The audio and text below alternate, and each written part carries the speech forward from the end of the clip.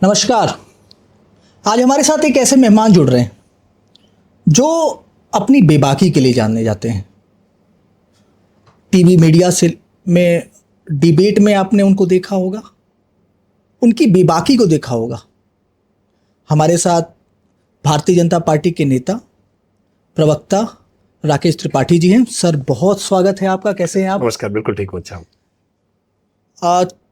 चूँकि हम लोग यहाँ आपके लखनऊ आवास पर आए और आपने उस व्यस्ततम समय में से समय दिया हम सबको, तो एक तो उसके लिए बहुत धन्यवाद। तो हम लोग आगे शुरू करें और शुरू से करते हैं, मतलब कि आपके जो है बाल्यकाल बचपन से करते हैं। जैसा मैंने कहा, बेबाकी के लिए जाने जाते हैं। ये बेबाकी शुरू कहाँ से हुई, कैसे हुई? कुछ बातें बाई बर्थ कही जाती है, जन्मजात होती है। Default, by default. मेरा जन्म जब हुआ और जब होश संभाला, मेरा जन्म हुआ मेरठ में। रहने वाले हम मूलतः सिद्धार्थनगर के। पिताजी नौकरी की तलाश में नौकरी के लिए करते करते मेरठ पहुंच गए। जन्म मेरठ में हुआ और मेरठ की भाषा का प्रभाव अब भी मुझ पर है।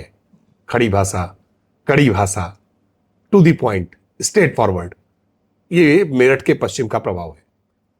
मैं जब छोटा बच्चा था तो छुटपन में ही ये न जाने कहां से, ईश्वरीय कारणों से मेरे मन में ये हमेशा से ख्याल रहा कि बड़े होकर नेता बनना है। जब छोटे बच्चों से पूछा जाता था कि बड़े होकर क्या बनोगे, जब स्वाभाविक उत्तर बहुत मासूमियत में होता है कि हम ड्राइवर बनेंगे, हम कंडक्टर बनेंगे, हम किसान बनेंगे। अपने पापा को देख करके आदमी कहता है हम अपने पापा जैसे बनेंगे। तमाम प्रकार के डॉक्टर, इंजीनियर, कई तरह के उत्तर होते हैं। बहुत अस्वाभाविक सा उत्तर मेरा होता था, नेता बनना है। ये बात चौंकाती थी सबको कि नेता बनने की ये ख्वाहिश कहां से आ गई। मुझे भी नहीं मालूम कि मुझे क्यों ये नेता बनने की ख्वाहिश आई। और एक बड़ा रोचक वाकया है, आप कहें तो आपके साथ साझा करूं। बिल्कुल।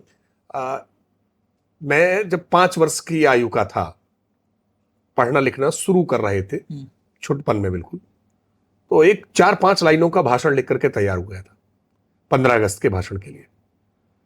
और स्कूल से रिक्शा आता था, बरसात के दिन थे, रिक्शा नहीं आया। भाषण नहीं देने के लिए इतना दर्द हुआ, इतना दुख हुआ कि बेशख्ता रोने लगा। पिताजी अपने साथ अपनी फैक्ट्री ले गए कि चलो हमारी फैक्ट्री चलते हैं। चीनी मिल के अंदर मजदूरों के भाषण हो रहे थे, मेरा भाषण नहीं हुआ तो वहां फिर रोना शुरू किया। प्रधान प्रबंधक ने पूछा एक बार, त्रिपाठी जी बेटा आपका क्यों रो रहा है? मैंने कहा भाषण मेरा नहीं हुआ है। तो माइक बिल्कुल लिटाया गया, क्योंकि मजदूर नेताओं के लिए ऊंचा किया गया था माइक लिटाया गया। और पहला भाषण मैंने मजदूरों के बीच में, वो जो 4-5 लाइन का रटा हुआ भाषण था, पूरे कॉन्फिडेंस के साथ दिया। वो भाषण इतना लोगों को पसंद आया था, बहुत तारीफ की, प्रशंसा हुई, पुरस्कार मिला, पीठ थपथपाई गई। मुझे लगता है कि कहीं ना कहीं ये कुछ जन्मजात प्रतिभा थी कि भाषण करना है, बोलना है। अलग अलग स्तर पर जब क्लासेस में रहा तो मॉनिटर बनना, शिशु मंदिर में पढ़ा तो शिशु भारती में सेनापति बनना, अध्यक्ष बनना, अलग अलग भूमिकाएं। यूनिवर्सिटी में पहुंचा, वहां छात्र राजनीति में आया और फिर भारतीय जनता पार्टी। शिशु मंदिर वो संघ वाला विद्यालय? हाँ, विद्या भारती का विद्यालय, संघ का। 2 वर्ष उसमें मैंने पढ़ाई की, शिशु मंदिर में, शिशु भारती में, और फिर विद्या मंदिर की जो विद्या भारती होती है उसमें मैंने दायित्व निभाया। तो लीडरशिप की क्वालिटी विद्यालय में अलग अलग, मॉनिटर बनते बनते, सेनापति बनते बनते, अलग अलग भूमिकाओं से। किसको देखकर लगा? कोई ऐसा नेता जिसको देखा हो, जिससे प्रभावित हुए हो? ऐसा कि अब ये बचपन में जब ख्याल आया तब तो मुझे नहीं लगता है कि किसी को ऐसा देखा था। हाँ, लेकिन वेशभूषा जरूर उस समय नेहरू टोपी पहनी थी, जिसको नेहरू टोपी कहते थे, गांधी टोपी कहते थे। नेहरू जैकेट पहनते थे। तो वो बाजार से खरीदवाई थी, इलास्टिक वाली धोती अपने लिए खरीदवाई थी जिद करके। तो वो था बचपन में। बाद के कालखंड में अटल बिहारी वाजपेयी जी बहुत प्रभावित करते थे। स्वामी विवेकानंद को पढ़ा, देखा, समझा, जाना, तो उनको देखकर, उनको पढ़ करके एक बड़े मन में ये आता था कि स्वामी विवेकानंद जैसा उन्होंने विश्व धर्म सम्मेलन में भाषण किया, क्या कभी ऐसा स्पीकर बन पाऊंगा, कभी ऐसा भाषण करने वाला हो पाऊंगा। ये ख्याल मन में इस तरह से आते रहे और यहीं से धीरे धीरे इस भावना का विकास हुआ। क्या स्वामी विवेकानंद के भाषणों को सुनकर, और एक आप संगठन से आपका जुड़ा भी रहा, विद्यार्थी परिषद, तो उसको कुछ कोरिलेट करते हैं या कैसे जुड़ा हुआ विद्यार्थी परिषद से? देखिए, विद्यार्थी परिषद से जुड़ने की भी बड़ी एक रोचक कहानी है। मैं इंटरमीडिएट पास करने के बाद यूनिवर्सिटी में एडमिशन मैंने लिया और अखबार में एक खबर पढ़ी कि प्रतिभा सम्मान का कार्यक्रम विद्यार्थी परिषद करेगी, जिसका पंजीकरण विद्यार्थी परिषद के लखनऊ के कार्यालय पर होगा। मैं लखनऊ कार्यालय पर पंजीकरण कराने गया था। मेरा विद्यार्थी परिषद या संघ के किसी संगठन से कभी सरोकार नहीं था, और मेरा नहीं, मेरे परिवार खानदान में कभी किसी का कोई सरोकार नहीं रहा। मामा, चाचा, ताऊ, फूफा, जीजा, कहीं किसी का कोई सरोकार नहीं रहा। कोई किसी ऑर्गेनाइजेशन का, सामाजिक संगठन का कोई प्राइमरी मेंबर नहीं रहा। मैं जब प्रतिभा सम्मान के लिए विद्यार्थी परिषद के कार्यालय गया तो विद्यार्थी परिषद के कार्यालय का वातावरण देख करके बहुत प्रभावित हुआ। चंद्रशेखर आजाद, भगत सिंह, सरदार पटेल, सबकी तस्वीरें लगी हुई हैं, स्वामी विवेकानंद की तस्वीरें लगी हैं। एक बड़ा अच्छा नीट एंड क्लीन वातावरण है। बड़ा प्रभावित हुआ और मैंने पूछा कि विद्यार्थी परिषद क्या है, क्या काम करता है। विद्यार्थियों का संगठन है तो मन में लगाई कि मुझे भी जुड़ना है तो कैसे जुड़ना होगा। तो विद्यार्थी परिषद के प्रतिभा सम्मान समारोह के कार्यक्रम से मैं विद्यार्थी परिषद का सदस्य बन गया, और फिर एक बैठक में जाना, एक बैठक से दूसरे कार्यक्रम, और फिर धीरे धीरे कार्यक्रम से कार्यकर्ता बन गया। कार्यकर्ता में अलग अलग दायित्व मिले और उन दायित्वों ने आज इस मुकाम तक यहां तक पहुंचा दिया। तब आप पत्रकारिता कर रहे थे? मैं उस समय एलएलबी की पढ़ाई में, मैंने लॉ में एडमिशन लिया था, एलएलबी ऑनर्स में फर्स्ट ईयर एडमिशन लिया था, और स्वयं मेंबर बना, और बहुत टास्क लेकर के। पहले दिन ही मैंने कहा कि मैं स्वयं मेंबर बन गया, ये बताइए पदाधिकारी कैसे बनेंगे। तो तत्कालीन संगठन मंत्री ने कहा कि पदाधिकारी वो बनेगा जो कार्य करेगा। क्या कार्य करना है, कैसे सदस्यता करानी है, तो सदस्यता कैसे होती है, तो सदस्यता बच्चों को कन्विंस करके उनको, विद्यार्थियों को सदस्यता करानी है, 2 रुपए का शुल्क है। तो मैंने कहा शुल्क अपने पास से दे दे, तो बोले नहीं, शुल्क लेना पड़ेगा। तो 2 रुपए का शुल्क लेकर के विद्यार्थियों को साथ जोड़ना एक टफ टास्क था। और एक बड़ा उसमें रोचक वाकया बताऊं, मैं विश्वविद्यालय में लॉ ऑनर्स में पढ़ाई कर रहा था, प्रोफेशनल कोर्स था।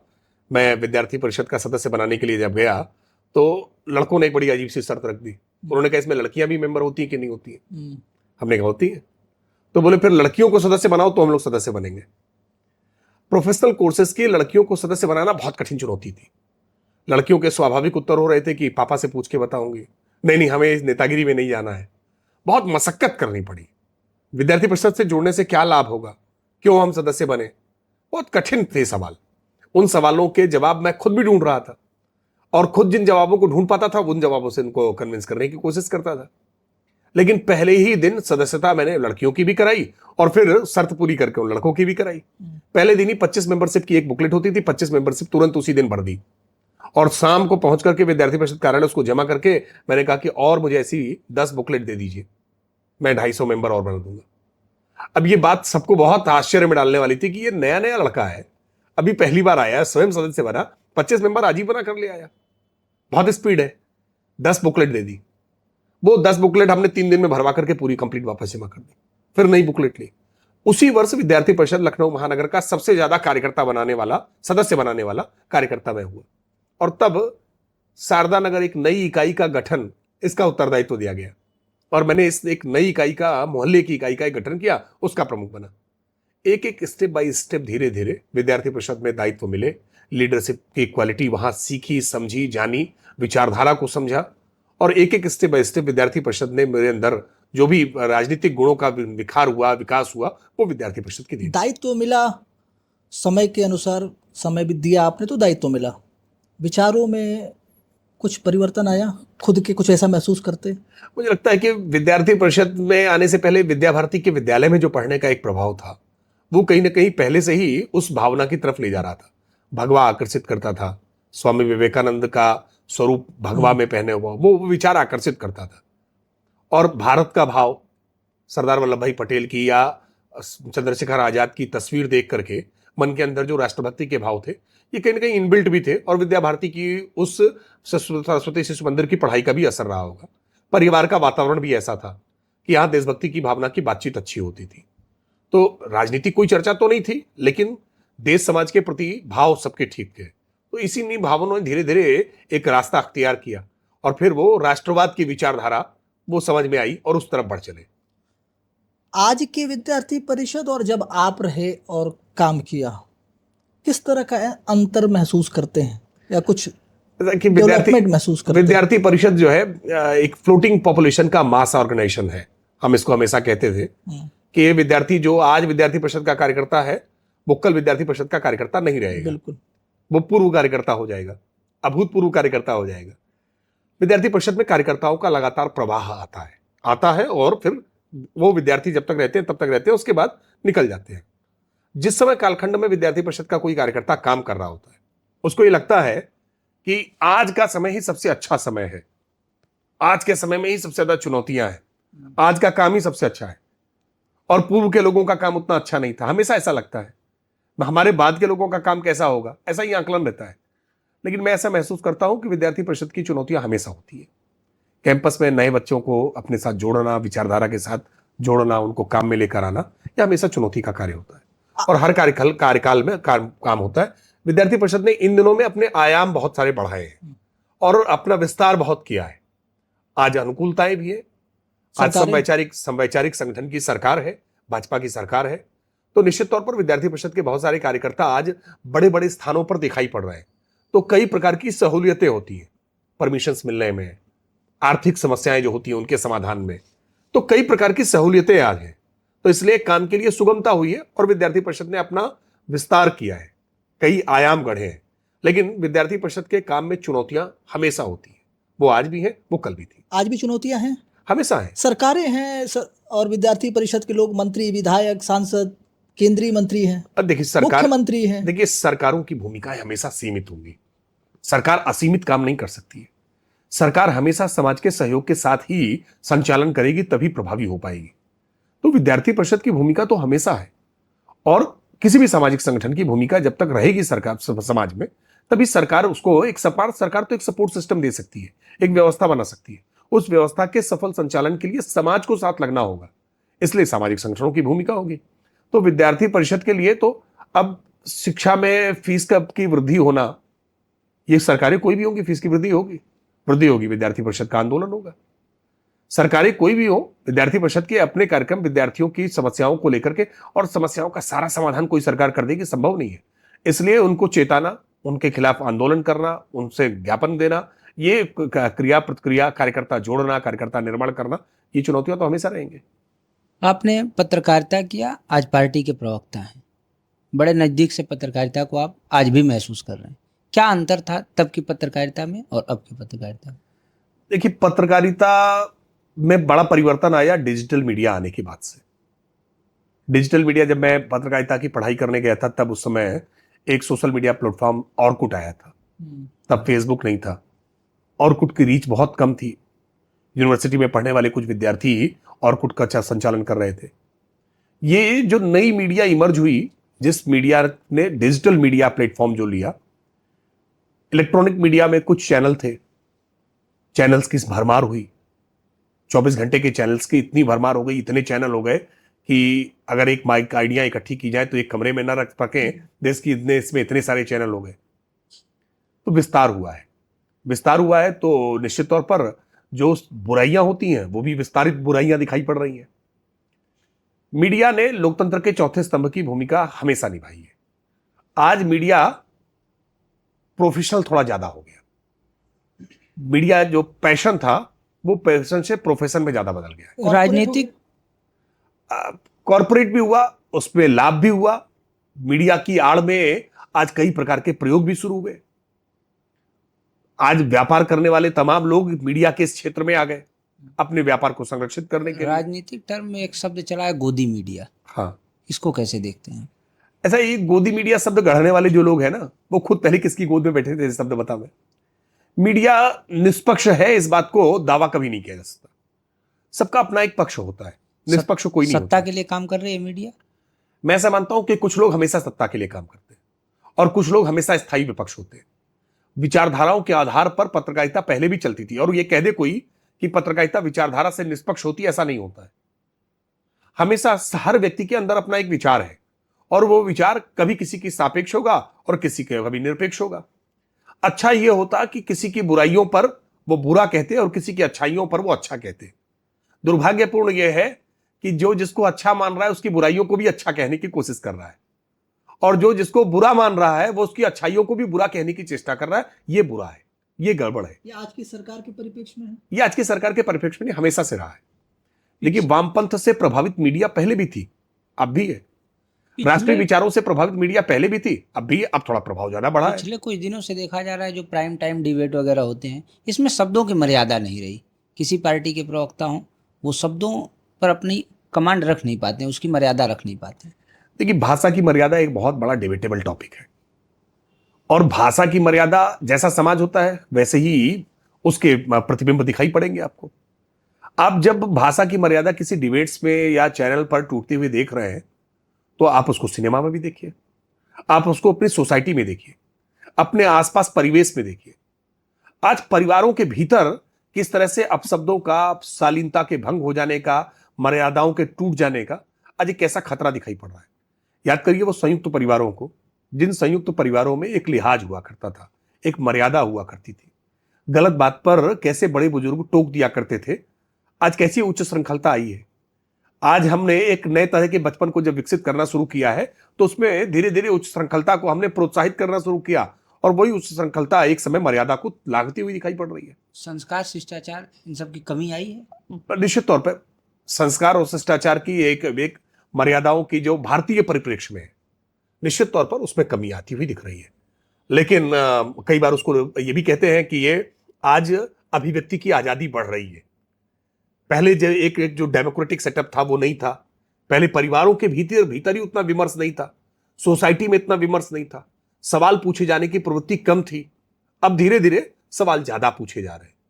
हाँ, सवाल पूछते हुए कई बार मर्यादाएं टूट जा रही हैं। मर्यादाओं का बना रहना आवश्यक है। भाषाएं सार्वजनिक तौर पर तो कम से कम हमेशा संयमित होनी चाहिए, विशेष करके राजनीतिक दलों के नेताओं की भाषा, क्योंकि आदर्श होती है, उदाहरण होती है, उसकी चर्चा होती है, उसको लोग फॉलो करते हैं। तो कम से कम राजनीतिक दल के नेता, प्रवक्ता टीवी डिबेट्स में, चर्चा में, सार्वजनिक मंचों पर वो भाषा की मर्यादा का हमेशा पालन करें। पिछले दिनों जंतर मंतर में एक प्रोटेस्ट हुआ था, जेन जी का जो प्रोटेस्ट था, उसमें शब्द, पोस्टर, नारे, वो सब भारतीय सभ्यता और संस्कृति को तार तार करने वाले थे। उस प्रदर्शन को लेकर के या उस नारों को लेकर के आपका कोई विचार? देखिए, ऐसा है कि छात्र आंदोलन में मैं स्वयं रहा हूं, मैंने छात्र आंदोलनों की भाषा देखी है। कई बार कुछ उच्च श्रृंखल लोग छात्र आंदोलनों में हर जगह आते हैं। हम अपने कार्यकाल के कालखंडों में भी देखते हैं, तो इस छात्र आंदोलन में कुछ उच्च श्रृंखल तब भी आते थे, अराजक तब भी आते थे, और गाली गलौज की भाषा का प्रयोग तब भी करते थे। तब कैमरे नहीं थे, तब मोबाइल नहीं थे, वीडियो नहीं थे, इस तरह के ये बातें सार्वजनिक नहीं हो पाती थी। आज सोशल मीडिया का दौर है, वायरल हो जाने का दौर है, मीम्स बनने का दौर है। वही प्रोटेस्ट इस तरह से इतनी गंदगी, इतनी बददगी तक नहीं गया। देखिए, मुझे लगता है एक तो महानगरीय संस्कृति का भी बड़ा असर है। दिल्ली जिस तरह का एक महानगर है, महानगरीय संस्कृति में इन बातों को बहुत कैजुअल लिया जाता है, और महानगरीय संस्कृति में आज इस तरह के बहुत सारे शब्दों पर हंस करके टाल दिया जाता है, जिसको रूरल इंडिया में, कस्बाई संस्कृति में, या जो छोटे सब मझोले स्तर के शहर हैं, लखनऊ या पटना या रांची, रायपुर जैसे शहर हैं, इन शहरों में ज्यादा गंभीरता से देखा जाता है। दिल्ली हो या मुंबई हो, ऐसे जो बड़े महानगर हैं, इन बड़े महानगरों में ऐसे शब्दों को बहुत लाइट मूड से स्वीकार कर लिया जाता है। तो कहीं ना कहीं उसी की अभिव्यक्ति ज्यादा एक विद्रूप रूप में दिखाई पड़ी है। दुर्भाग्यपूर्ण है, दुखद है। प्रधानमंत्री जी के प्रति इस तरह के शब्दों का इस्तेमाल, एक दूसरे देश के प्रधानमंत्री के प्रति इस तरह के शब्दों का इस्तेमाल, ये जो मर्यादाएं तोड़ी गई हैं, निश्चित तौर पर समाज ने इसको कंडेम भी किया। आप देखिए कि उनके घर वालों के भीतर से ही प्रतिक्रियाएं आई, और कई सारे माफी मांगते हुए वीडियो निकल करके सामने आए। मैं मानता हूं कि कई बार इस तरह के जब प्रयोग होते हैं, एक जंतर मंतर पर इस तरह का एक नया आंदोलन था, वर्षों बाद इस तरह का विद्यार्थी सड़कों पर इस तरह की संख्या में निकल करके आया था। उसमें कुछ लोगों ने उसको पॉलिटिकली गाइड करने की भी कोशिश की, कुछ लोगों ने उसको में बहलाने की कोशिश भी की। उसका परिणाम कहीं ये था, मैं मानता हूं कि कई बार जब इस तरह के मंथन होते हैं तो उससे अमृत भी निकलता है, विष भी निकलता है। तो इस तरह की कुछ बातें निकल करके सामने आई हैं, लेकिन ये अच्छा है कि विद्यार्थियों का अपना चेतना में रहना, मैं उसको अच्छा मानता हूं। झारखंड का आंदोलन हो या दिल्ली में भी अपने अधिकार के लिए, अपनी बात के लिए खड़ा होना, ये बुरा नहीं है। इस पूरे आंदोलन में अखिल भारतीय विद्यार्थी परिषद दिखा नहीं। विद्यार्थी परिषद ने भी अपनी भूमिका निभाई है। विद्यार्थी परिषद ने भी पहले आंदोलन किया, विद्यार्थी परिषद ने भी पहले कहा, और जंतर मंतर के आंदोलन से पहले भी विद्यार्थी परिषद ने आंदोलन किया है। लेकिन आंदोलन करने का एक अपना तरीका सबका होता है, हर ऑर्गेनाइजेशन का होता है। जब भी संगठित एक आंदोलन होता है तो उसका अपना एक तरीका होता है, धरना करते हैं, प्रदर्शन करते हैं, उससे पहले ज्ञापन देते हैं, समय सीमा देते हैं, अब आमरण अनशन एक अंतिम विकल्प होता है। अब एक फैशनेबल आंदोलन नया शुरू हुआ है, नए फैशनेबल आंदोलन जिसमें रील्स हैं। आप देखेंगे कि जंतर मंतर की कई आंदोलन से कई कंटेंट क्रिएटर नए क्रिएट हुए, कई प्रकार के नई रील्स और कई मीम्स, वो एक ट्रेंड बन गए। तो वो अलग अलग प्रकार के। बाद मोदी जी का भी एक दूसरा स्वरूप निकल के आया, इंस्टा पर रील बनाना, 12 बजे रात को आकर के छात्रों को संबोधित देखिए, करना। समाज के स्पंदन को समझना ये किसी भी नेता के लिए आवश्यक है। आप समाज के साथ कदम ताल तब जब तक नहीं कर रहे हैं तो इसका मतलब आप लोगों से कटे हुए हैं। ये जो नई पीढ़ी है, ये नई पीढ़ी सेल्फी मोड पर वीडियो बना करके सवाल पूछना, जवाब देना, अपनी बात कहना मुखर होकर के ये जानती है। और प्रधानमंत्री जी बहुत नवाचारी हैं। वो हर नए प्रयोग को देखते हैं, सीखते हैं, समझते हैं, और इसलिए उन्होंने विद्यार्थियों से सीधा संवाद किया। देर से समझे प्रधानमंत्री जी? नहीं, मैं ऐसा नहीं मानता देर से समझे। एक समय होता है, देश के प्रधानमंत्री हैं, पहले ही दिन किसी भी बात पर हर बात का प्रधानमंत्री तक पहुंच जाना या प्रधानमंत्री का रिएक्ट कर देना, ये स्वाभाविक नहीं होता है। ये प्रधानमंत्री ने जब भी संवाद किया, स्टेप बाय स्टेप इस आंदोलन पर देखेंगे तो प्रधानमंत्री की प्रतिक्रिया आपको स्टेप बाय स्टेप दिखाई पड़ेगी। प्रधानमंत्री जी का युवाओं से संवाद करना, फास्ट ट्रैक कोर्ट्स गठन करने के लिए कहना और तुरंत गठित करा देना, कैबिनेट से एक नकल के लिए लीकेज रोकने के लिए एक कठोर कानून का कैबिनेट से पारित करना, फिर लोकसभा और राज्यसभा से पारित करा देना, ऐसे एक हाई पावर्ड कमेटी का ये बनाना। कानून 2024 में भी सरकार ने बनाया था। हमने इसको और कठोर किया, इसकी आवश्यकता और महसूस हुई, और कठोर किया, आवश्यकता और होगी तो और कठोर किया जाएगा, क्योंकि ये एक मास लेवल का एक ऐसा क्राइम है जिससे मास प्रभावित होता है, बहुत बड़ी संख्या प्रभावित क्या होती है। कानून बना देने से हल है? चूंकि आप वकालत भी करते हैं, इसको बहुत देखिए, अंदर तक कानून जानते का डर होना तो जरूरी है, कानून का भय होना तो जरूरी है। भय बिनु होय न प्रीति। आवश्यक है कि कठोर कानून का दंड होना, देखिए एक डर होना चाहिए। कानून ही समाधान होगा ऐसा नहीं है, और अगर केवल कानून ही समाधान होता तो हाई पावर्ड कमेटी ना बनाई जाती। कुछ अनुशंसाएं इस तरह की हाई पावर्ड कमेटी से आए जिनके आधार पर, और लगातार एनटीए देखिए अपने आप को रिफाइन करने की कोशिश कर रहा है, कई सारे नए प्रयोग किए हैं, कुछ विशेषज्ञों को बर्खास्त किया है, जवाबदेही के सिद्धांत को लागू करने की चेष्टा की है, शिक्षा मंत्री का इस्तीफा भी उसी की एक कड़ी है।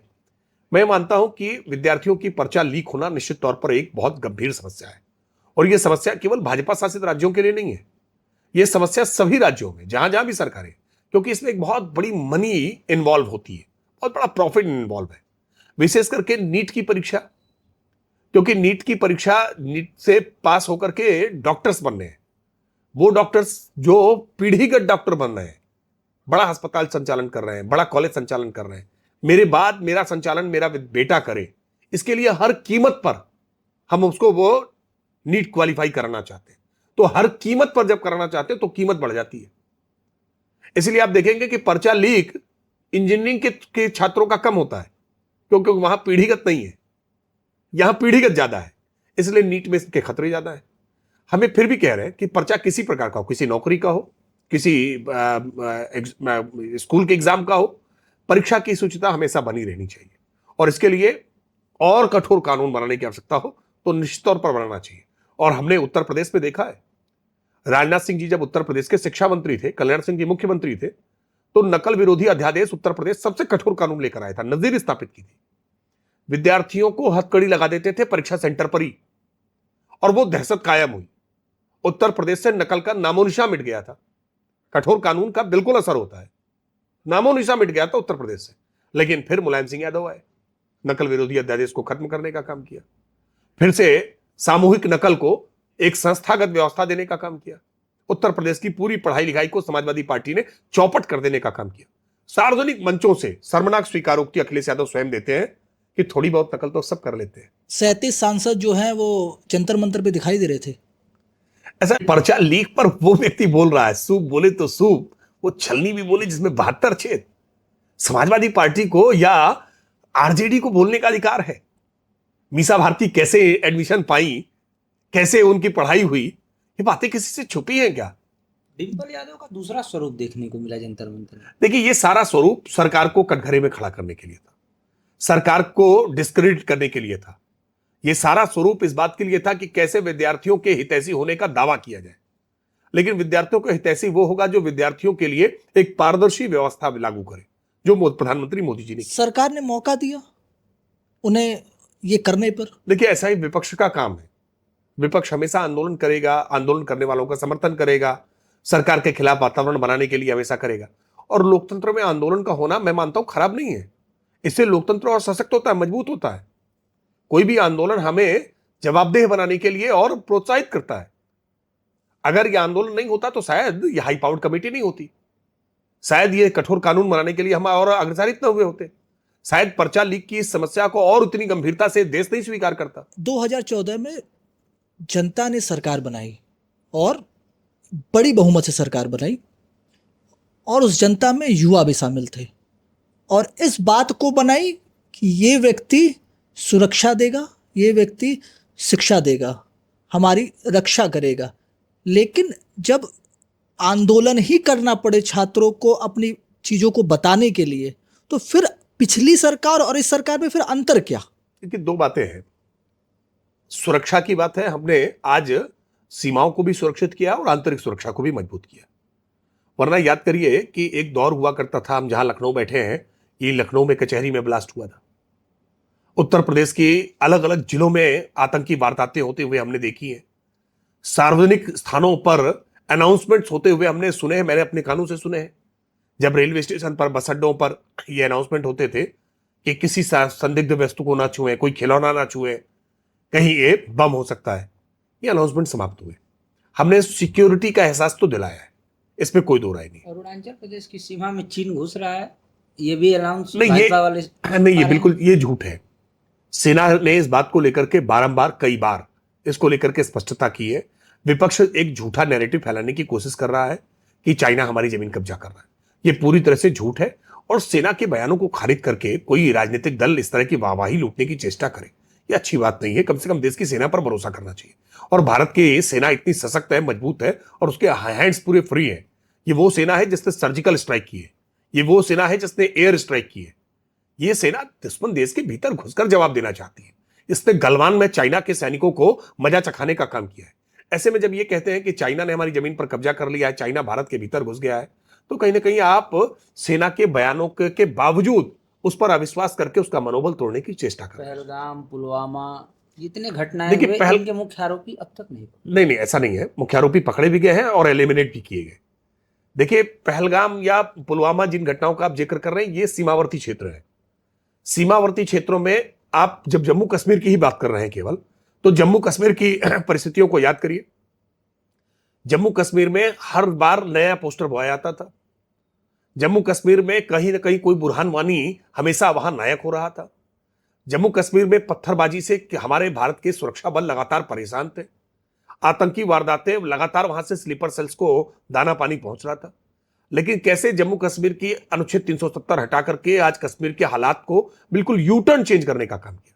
याद करके बताइए ना कि कौन जा सकता था उस समय तिरंगा लहराने के लिए लाल चौक पर। मैं भी लाल चौक होकर के आया। आज लाल चौक पे कहीं किसी प्रकार का कोई भय का साया नहीं है। और एक समय था जब लाल चौक पर प्रधानमंत्री नरेंद्र मोदी जी एक लेकर के डॉक्टर मुरली मनोहर जोशी जी के नेतृत्व में तिरंगा यात्रा लेकर के निकले थे। अलग अलग कालखंड में कई बार तिरंगा यात्रा लेकर के लाल चौक पर तिरंगा फहराना एक चुनौती हुआ करती थी।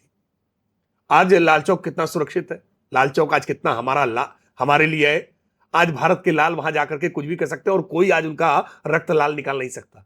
आज वो लाल चौक हमारा लाल चौक हो गया, वरना वो आतंकियों के कब्जे में लाल चौक था। तो आज हमने काफी स्थितियों को बदला है। हाँ, फिर भी कुछ छोटी छोटी घटनाएं ऐसी हैं सीमावर्ती क्षेत्र की, इन घटनाओं को भी पूरी तरह से समाप्त करना ये सरकार की प्राथमिकता है और सरकार इस संदर्भ में लगातार कदम उठा रही है। अब देखिए, शहजाद भट्टी का अभी जो नेटवर्क पूरी तरह से ध्वस्त किया है, बड़ी उपलब्धि है। आतंकी तमाम इस तरह के जो पूरे नेटवर्क थे, मॉड्यूल्स थे, उसको पूरी तरह से नेस्तनाबूद करने का काम आज भारत सरकार ने किया है।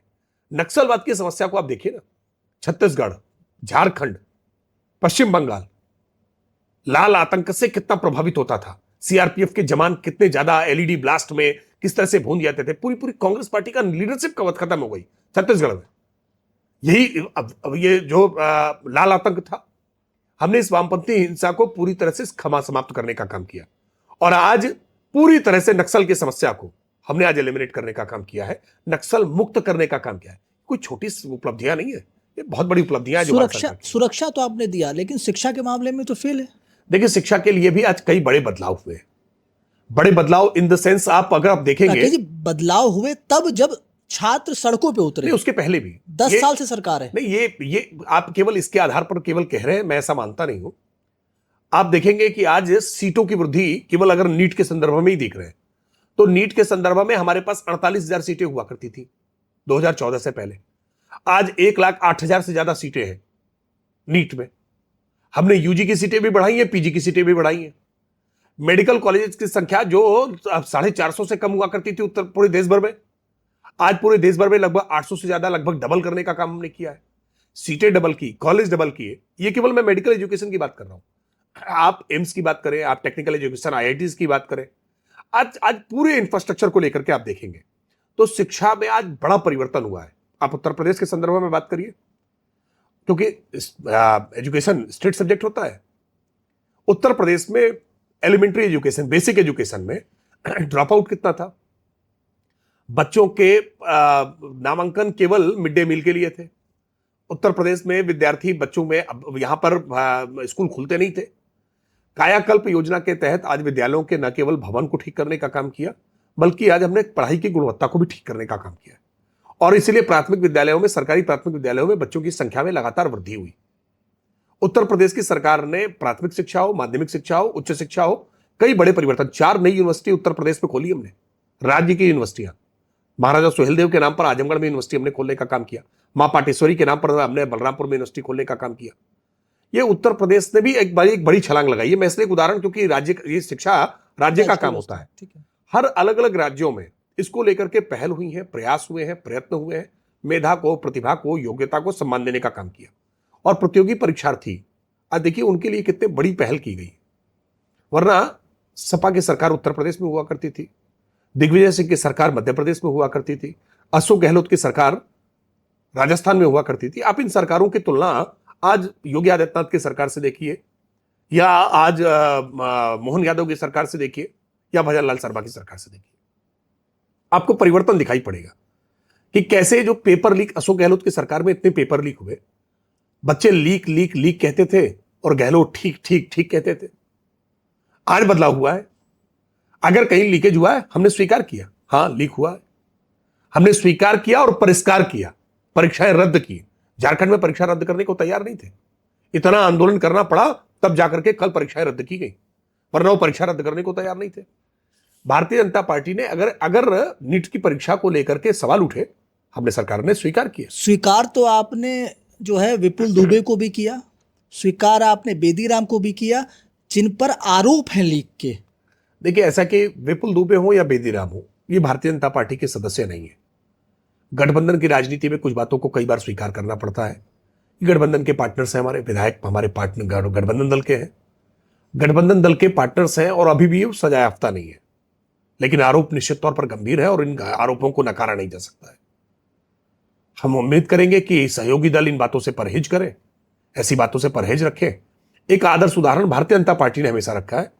मैं बीजेपी के नेता प्रवक्ता के नाते इस बात को कह सकता हूं कि भारतीय जनता पार्टी पर ऐसे आरोप होते तो भारतीय जनता पार्टी दामन छुड़ा लेती, ऐसे व्यक्ति को अपनी पार्टी का हिस्सा नहीं होने देती।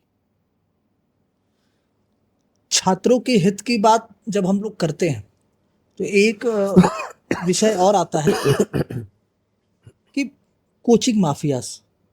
आप वृद्धि की बात कर रहे थे कि यूनिवर्सिटीज बढ़ी, सीटें बढ़े, कोचिंग माफिया भी बढ़े। इस बात को लेकर के व्यक्तिगत तौर पर मैं भी चिंतित होता हूं कि ये कोचिंग हमारी शिक्षा प्रणाली का हिस्सा कैसे बन गई। जब हम विद्यालयों में विद्या दे रहे हैं, शिक्षा दे रहे हैं, तो कोचिंग्स की आवश्यकता ही क्यों? कम से कम उन पाठ्यक्रमों के लिए तो बिल्कुल नहीं। आप कोचिंग देनी है तो स्पोर्ट्स के लिए अलग कोचिंग दे सकते हैं, स्किल्स की कोचिंग दी जा सकती है। लेकिन वो बॉटनी, वो जूलॉजी, वो केमिस्ट्री, वो मैथ, वो इंग्लिश जो क्लासरूम्स में पढ़ाए जा रहे हैं, उसके लिए कोचिंग की आवश्यकता क्यों है? मुझे लगता है कि इस पर भी एक समेकित नीति आने वाले समय में जल्दी दिखाई पड़ेगी। या ये कोचिंग, अगर कोई विशिष्ट विधा के लिए कोचिंग आवश्यक ही है, तो इसका एक सरकारी फॉर्मेट होना चाहिए। और मुझे लगता है कुछ कदम उस संदर्भ में उठाए गए।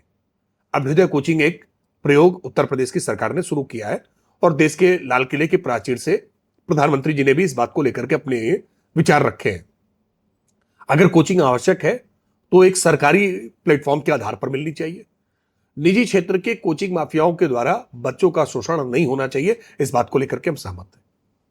क्योंकि कोचिंग कहीं ना कहीं हमारी प्रतिभा को एक अलग ढंग से डाइवर्ट करते हैं और एक बच्चों के भीतर एक नए प्रकार की कुंठा को सृजित करने का काम करते हैं। और हमने कोटा जैसे इसके उदाहरण देखे कि जब भी परीक्षाएं होती हैं और कोटा पे देश भर की निगाहें होती हैं, क्योंकि ये स्ट्रेस का मैनेजमेंट कई बार बच्चे नहीं कर पाते। तो ये निश्चित तौर पर ये आप एक महत्वपूर्ण सवाल उठा रहे हैं। इस सवाल को लेकर के एक व्यापक बहस की आवश्यकता है कि क्या जो हमारे रेगुलर पाठ्यक्रम हैं, क्या उनमें कोचिंग की आवश्यकता है। इसको लेकर के एक व्यापक बहस होनी चाहिए। मुझे लगता है कि एक शिक्षाविदों को लेकर के इस पर अपने वक्तव्य लेकर सामने आने चाहिए कि कोचिंग की आवश्यकता क्यों। राकेश जी, एक विषय और आता है कि जब हम शिक्षा की बात करते हैं तो क्या यहाँ स्कूल फेल है या अभिभावकों जो हैं, जो पेरेंट्स हैं, उनको अपने बच्चों को जल्दी से जल्दी कुछ बनाना है, वो इसलिए कि देश के अंदर जो है एम्प्लॉयमेंट जो है बहुत कम है, सरकारी नौकरी नहीं है, तो उसको देखकर उनको लगता है कि जल्दी हमारे बच्चे हमारे रहते सेटल हो जाए। देखिए, मैकाले शिक्षा पद्धति का एक ये बड़ी डिमेरिट भी साथ में है कि हमारी पूरी पढ़ाई केवल नौकरी प्राप्त करने के लिए है, और यही कारण है कि हम व्यक्ति के अंतर्निहित गुणों का सही विकास नहीं कर पाते, उसकी प्रतिभा को पहचान नहीं पाते। यह आवश्यक नहीं है कि शिक्षा हमारी केवल नौकरी पाने के लिए हो, हम रोजगार का सृजन भी कर सकते हैं। और इसीलिए प्रधानमंत्री नरेंद्र मोदी जी ने एक शब्द इस्तेमाल किया कि हम जॉब सीकर नहीं, जॉब क्रिएटर बने। हम नौकरी मांगने वाला नहीं, नौकरी देने वाला बने। मुझे लगता है कि शिक्षा में लगातार पिछले दिनों में कौशल विकास को लेकर के जिस तरह से काम हुआ है, स्किल डेवलपमेंट पर जोर दिया गया है, हमने अपने पारंपरिक स्किल्स को कहीं ना कहीं विलोपित करना शुरू किया, और हम एक गलाकाट स्पर्धा में लग गए कि कैसे लेखपाल या दरोगा बन जाए। उसके पीछे एक और ह्यूमन साइकोलॉजी है। उस ह्यूमन साइकोलॉजी में एक भ्रष्टाचार भी इन्वॉल्व होता है। मैं एक कार्यक्रम में गया था और विद्यार्थियों ने मुझसे यह सवाल पूछा कि सरकारी नौकरियां आपकी सरकार में आप सबको दे नहीं रहे हैं, ये सरकारी नौकरियां क्यों नहीं मिल रही। मैंने कहा सरकारी नौकरियां तो सीमित हैं, सरकारी नौकरियों का इतना आकर्षण क्यों है। बात थोड़ी कठोर हो जाती है मेरी इस बात से, कुछ सरकारी कर्मचारी नाराज भी हो जाए, लेकिन जो पब्लिक परसेप्शन है उसको स्वीकार करना। सरकार में दिक्कत नहीं होगी, नहीं दिक्कत हो नहीं हो, मुझे लगता है सच कहने से पीछे हटना नहीं चाहिए। सच थोड़ा कड़वा हो तो भी सच कहना चाहिए और सच सुनना चाहिए। सरकारी नौकरियों को लेकर के चार्म इसलिए है क्योंकि काम कम, दाम ज्यादा। दाम वो जो सरकार भी दे रही है, और दाम वो जो काम करने के लिए अलग से लेंगे। बड़े स्वाभिमान से कहते हैं ऊपरी कितनी, ऊपरी कितनी है। ये जो प्रवृत्ति है ना, इसी का एक बड़ा कारण है कि सरकारी नौकरियों के लिए एक बड़ा आकर्षण है। मैंने देखा है कि निजी क्षेत्र में अच्छा काम कर रहे लोग भी लेखपाल की नौकरी को बहुत वो चाहते हैं कि नहीं हम लेखपाल बन जाए। लेखपाल बनकर के फीता उठा करके जमीन नापना, क्योंकि उसके लिए अलग से मिलेगा। नपाई क्या दिखाएंगे और क्या घटाएंगे, इसके लिए अलग से मिलेगा। यह प्रवृत्ति पिछले दिनों में लगातार हमने हतोत्साहित करने का काम किया है। मैं उदाहरण देकर के बताऊं कि उत्तर प्रदेश में हर जिले में पहले जो एंटी करप्शन की टीम हुआ करती थी वो केवल एक टीम हुआ करती थी। अब लगभग 8 टीमें हर जिले में काम कर रही हैं। और एंटी करप्शन की कार्रवाइयों को अगर आप इसका अध्ययन करें तो एंटी करप्शन की कार्रवाई बहुत तेज गति से पिछले दिनों में लगातार बढ़ी है। भ्रष्टाचार बढ़ा है इसलिए नहीं, भ्रष्टाचार पर प्रभावी कार्रवाइयां बढ़ी हैं। और भ्रष्टाचार पर प्रभावी कार्रवाइयां ऐसे ही होती रही, जवाबदेही का सिद्धांत ऐसे ही लागू होता रहा, तो निश्चित तौर पर सरकारी नौकरियों को लेकर के जो आकर्षण है, यह आकर्षण कम होगा। अच्छा, सरकारी नौकरियों को लेकर के जो आकर्षण है ये उत्तर भारत में ज्यादा है। आप इसका एक अध्ययन करेंगे तो आपको देश के दक्षिण भारत के राज्यों में, आप गुजरात देखेंगे, आप गुजरात से तुलना करके आप देखें तो गुजरात में, कमोबेश महाराष्ट्र में, या साउथ के राज्यों में, कर्नाटका है, तमिलनाडु है, तेलंगाना है, केरला है, सरकारी नौकरियों को लेकर के इतनी गलाकाट प्रतिस्पर्धा नहीं है जितनी गलाकाट प्रतिस्पर्धा उत्तर प्रदेश में, बिहार में, राजस्थान में, मध्य प्रदेश में जितनी ज्यादा प्रतिस्पर्धा है। कहीं ना कहीं हमने अपने व्यापारिक स्वभाव को, व्यावसायिक स्वभाव को भी हमने मारने का काम किया है। हम कुछ कामों को लेकर के न्यूनता के भाव से ग्रसित होते हैं। मैं एक छोटा सा उदाहरण बता रहा हूं। मैं गुजरात गया था, एक कार्यक्रम में गुजरात यूनिवर्सिटी के गेस्ट हाउस में रुका था। सुबह चाय पीने के लिए एक देश के बहुत माननीय वरिष्ठ पत्रकार, हम दोनों लोग साथ निकल गए और चाय पीने के लिए ठेले पर की निकल करके चाय ठेले पर पियेंगे मॉर्निंग वॉक करते हुए। ठेले पे पहुंचे, उसके यहाँ कुछ पकौड़ियाँ भी बन रही थी, कुछ जो गुजरात की डिशेज हैं, ढोकला, इस तरह के डिशेज भी बना रहे थे। बातचीत के दौरान हमने पूछा तो उसने बताया कि वो उसने पॉलिटेक्निक किया हुआ है। तो सवाल था हम लोग उत्तर प्रदेश के लोगों के लिए बड़ा मुश्किल था कि पॉलिटेक्निक करने के बाद भी तुम ठेले पर काम कर रहे हो। तो उसने कहा सुबह 6 बजे से लेकर के 10 बजे तक लगाता हूं, 4 घंटे ठेला लगाता हूं और उतनी पैसे पा जाता हूं जितना पॉलिटेक्निक करने के बाद कहीं नौकरी करके पाता। शाम को मेरे पास समय और हो जाता है तो शाम को कुछ काम और कर लेता हूं, उससे एडिशनल इनकम क्रिएट हो जाती है। अभी क्या यूपी और बिहार में अगर ठेला लगा लेंगे तो ब्याह नहीं होगा? यहां तो ब्याह नहीं होगा कि लड़का ठेला लगा रहा है। ये जो मानसिकता है ना, मध्यम वर्गीय मानसिकता, इस मानसिकता में परिवर्तन की आवश्यकता है कि कोई काम छोटा या बड़ा नहीं है। किस काम में, मतलब आप लेखपाल बनकर के चोरी करें, दरोगा बनकर के चोरी करें, आप फार्मासिस्ट रह करके दवाइयां गायब कर दें, इसको लेकर के स्वाभिमान है। और ठेले पर अगर आप अपना कोई व्यवसाय कर रहे हैं, व्यापार कर रहे हैं, तो इसको लेकर के हीनता का भाव है। यही सोसाइटी का भाव परिवर्तित करने की आवश्यकता है। और दुर्भाग्यपूर्ण यही है कि प्रधानमंत्री जी ने जब कह दिया कि पकौड़ा तलना व्यवसाय होता है, तो कैसे उसको हीनता के भाव से जोड़ दिया कि पकौड़ा तलना व्यापार है। आप देखिए कि कई ऐसी छोटी छोटी दुकानें, मैं एक उदाहरण दूंगा। आप लखनऊ आए हैं तो लाल बाग में जाइएगा, शर्मा जी की दुकान है चाय की। उनका जरा जीएसटी का टर्नओवर जरा पूछ के आइएगा। बड़े बड़ी नौकरी करने वाले लोग इनकम टैक्स उतना नहीं देते जितना शर्मा चाय की दुकान वाला दे देता है। राष्ट्रीय अध्यक्ष अभी पिछले तो संकट ये है ना कि हमने अब शर्मा चाय की दुकान करने वाला इस स्वाभिमान के साथ नहीं कह सकता कि मैं चाय की दुकान चलाता हूं, चाय की टपरी चलाता हूं। मेहनत कर रहा है, परिश्रम कर रहा है, इनकम जनरेट कर रहा है। इसमें हीनता का भाव क्यों है? उत्तर भारत में विशेष तौर पर इस भाव को बदलने की आवश्यकता है कि हम अपने व्यापार को, व्यवसाय को भी गर्व के साथ कह सके कि हमारा अपना काम है, इसमें कोई चोरी मिलावट नहीं है, इसमें कोई भ्रष्टाचार नहीं है। समाज में इस बात को लेकर के एक बहुत पुरानी कहावत है कि जब भ्रष्टाचार करना होता था तो आदमी सदाचार में ये कहता था कि मेरे घर में बच्चे हैं, मैं ये गलत पैसा नहीं ले जा सकता। अभी भाव बदल गया है, कहते मेरे घर में बच्चे हैं इसीलिए पैसा ले जाना जरूरी है। ये मानसिकता जो बदली है ना, इसी मानसिकता के कारण ये परिवर्तन है। हमको इसको बदलाव करेंगे तो निश्चित तौर पर इस सरकारी नौकरियों का आकर्षण भी घटेगा और रोजगार के असीम अवसर उत्तर प्रदेश ने इसके दरवाजे खोले हैं। और आप देखिए कि टूरिज्म को लेकर के कैसे प्रयोग किए। अयोध्या, वाराणसी, मथुरा, विंध्याचल, नैमिषारण्य, ये नए केंद्र हैं जहां रोजगार के नए अवसर सृजित हुए हैं। दातून बेच करके लोगों ने रोजगार वहां प्राप्त कर लिया है। कुंभ में नहीं है, सामान्य दिनों में। कल्पवास इतनी बड़ी संख्या में आप प्रयागराज में कर रहे हैं लोग। ये एक उदाहरण है कि चंदन और टीका लगाने का एक व्यापार वहां बना। अब ये संकट है। अभी इसको कोई विपक्षी दल का व्यक्ति सुनेगा तो कहेगा अब देखिए भाजपा चंदन टीका लगाने को व्यापार बना रही है। व्यापार नहीं है, परिश्रम से, मेहनत से। और जो भी दर्शन करने जा रहा है वो चाहता है कि उसके ललाट पर भी सुगंधित ऐसे अच्छा तिलक लगे। हमारे संस्कारों में है, हमारी परंपराओं में है। और अगर तिलक और ये लगा करके कोई इससे कोई इनकम जनरेट कर रहा है तो हमारा मन भी शुद्ध हो रहा है, चित्त भी शांत हो रहा है। ये चंदन लगा करके हमारे मन के भाव भी ठीक हो रहे हैं और किसी को कुछ अर्निंग भी हो रही है। इसमें बुराई क्या है? इसमें खराबी क्या है? अब लेकिन विपक्ष को इसमें खराबी दिखती है।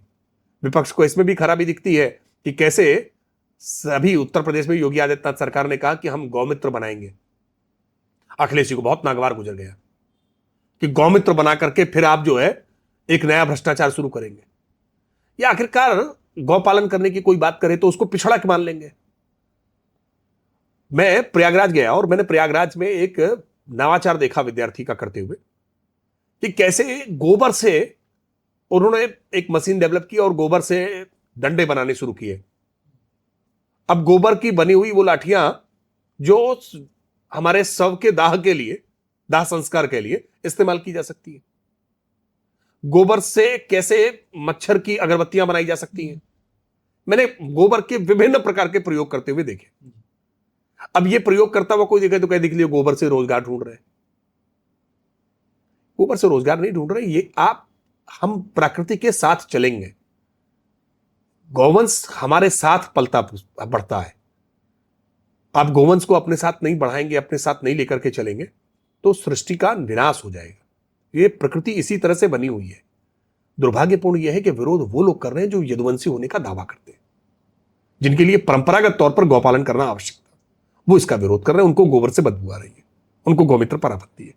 भारत का संविधान कहता है, अनुच्छेद 44 कहता है, directive principle of the state, कि गौवंश संवर्धन के लिए देश के संविधान लिखने वालों ने तय किया कि हम गौवंश का संवर्धन करने के लिए राज्य काम करेंगे।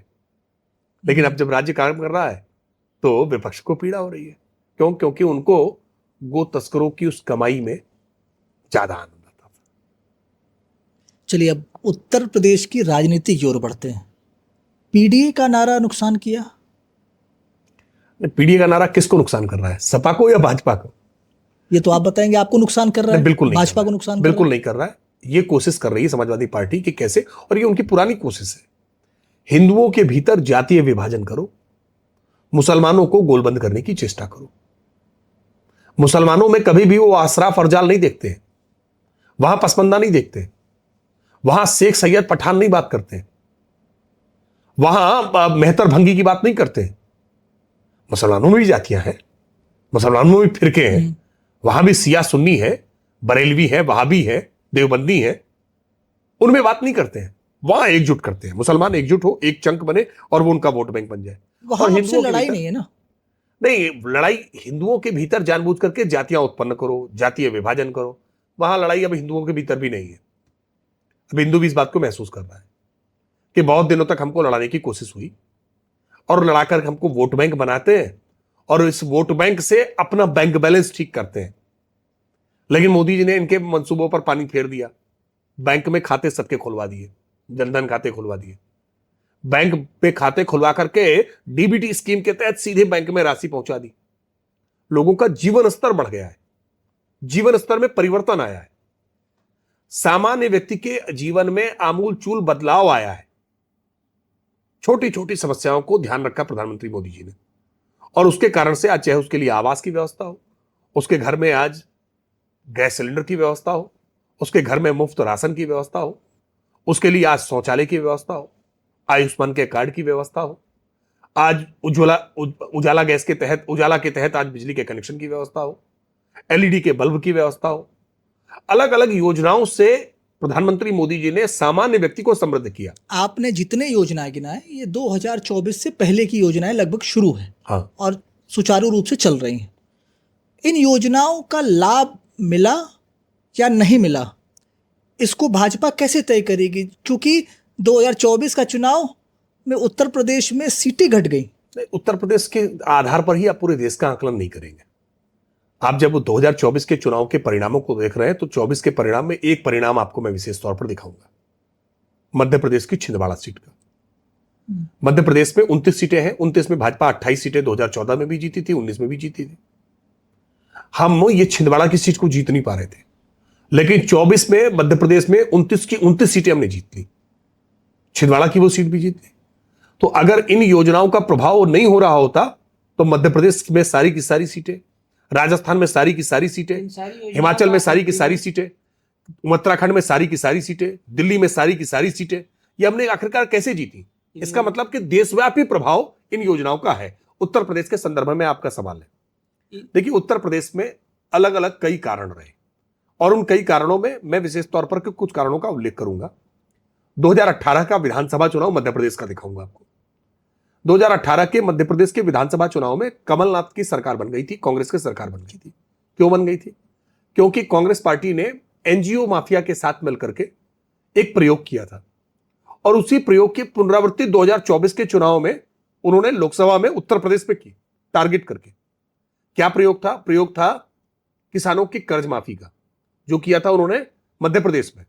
एक फॉर्म लिया और गांव गांव में पंचायतों करके उन्होंने एनजीओ के माध्यम से फॉर्म में किसान का नाम, उसके बैंक का नाम, उससे कितना ऋण लिया है और उसके बाद उसका सिग्नेचर, और उसको ये बता दिया कि ये कागज जब सीधे मुख्यमंत्री कार्यालय में जमा हो जाएगा आपका ऋण माफ हो जाएगा। एक तो जुबानी कहना होता है, दूसरा एक लिखित उसको ये भरोसा दिला देना होता है। ये छल किया और सरकार बनाने में कामयाब हुए। हालांकि उनका छल बहुत कम समय में ही जनता के बीच में उजागर हो गया, उनकी पार्टी के भीतर से ही टूट हो गई और वहां उनकी सरकार गिर गई। ये उनके लिए एक सफल प्रयोग था। उस सफल प्रयोग की पुनरावृत्ति करने का काम उन्होंने किया। उन्होंने थोड़ी सी इस योजना का बदलाव किया। किसानों के कर्ज माफी की बजाय उन्होंने अब खटाखट फटाफट सटासट स्कीम लेकर आए कि खाते में आपके पैसे डालेंगे, और इसके लिए फार्म बाकायदा पूरे प्रॉपर भरवा लिए। वही स्ट्रेटजी थी, सेम स्ट्रेटजी। उसी स्ट्रेटजी को लेकर के एनजीओ के साथ में मिल करके, और केवल इसीलिए उन्होंने उत्तर प्रदेश को टारगेट किया। ये वही चिटफंड कंपनियां होती हैं जो एक राज्य में काम करने के बाद वहां से मामला समेट करके दूसरे राज्यों में पहुंच जाती है, दूसरे जिले में पहुंच जाती है, वहां पर लूटती है और फिर आगे बढ़ जाती है।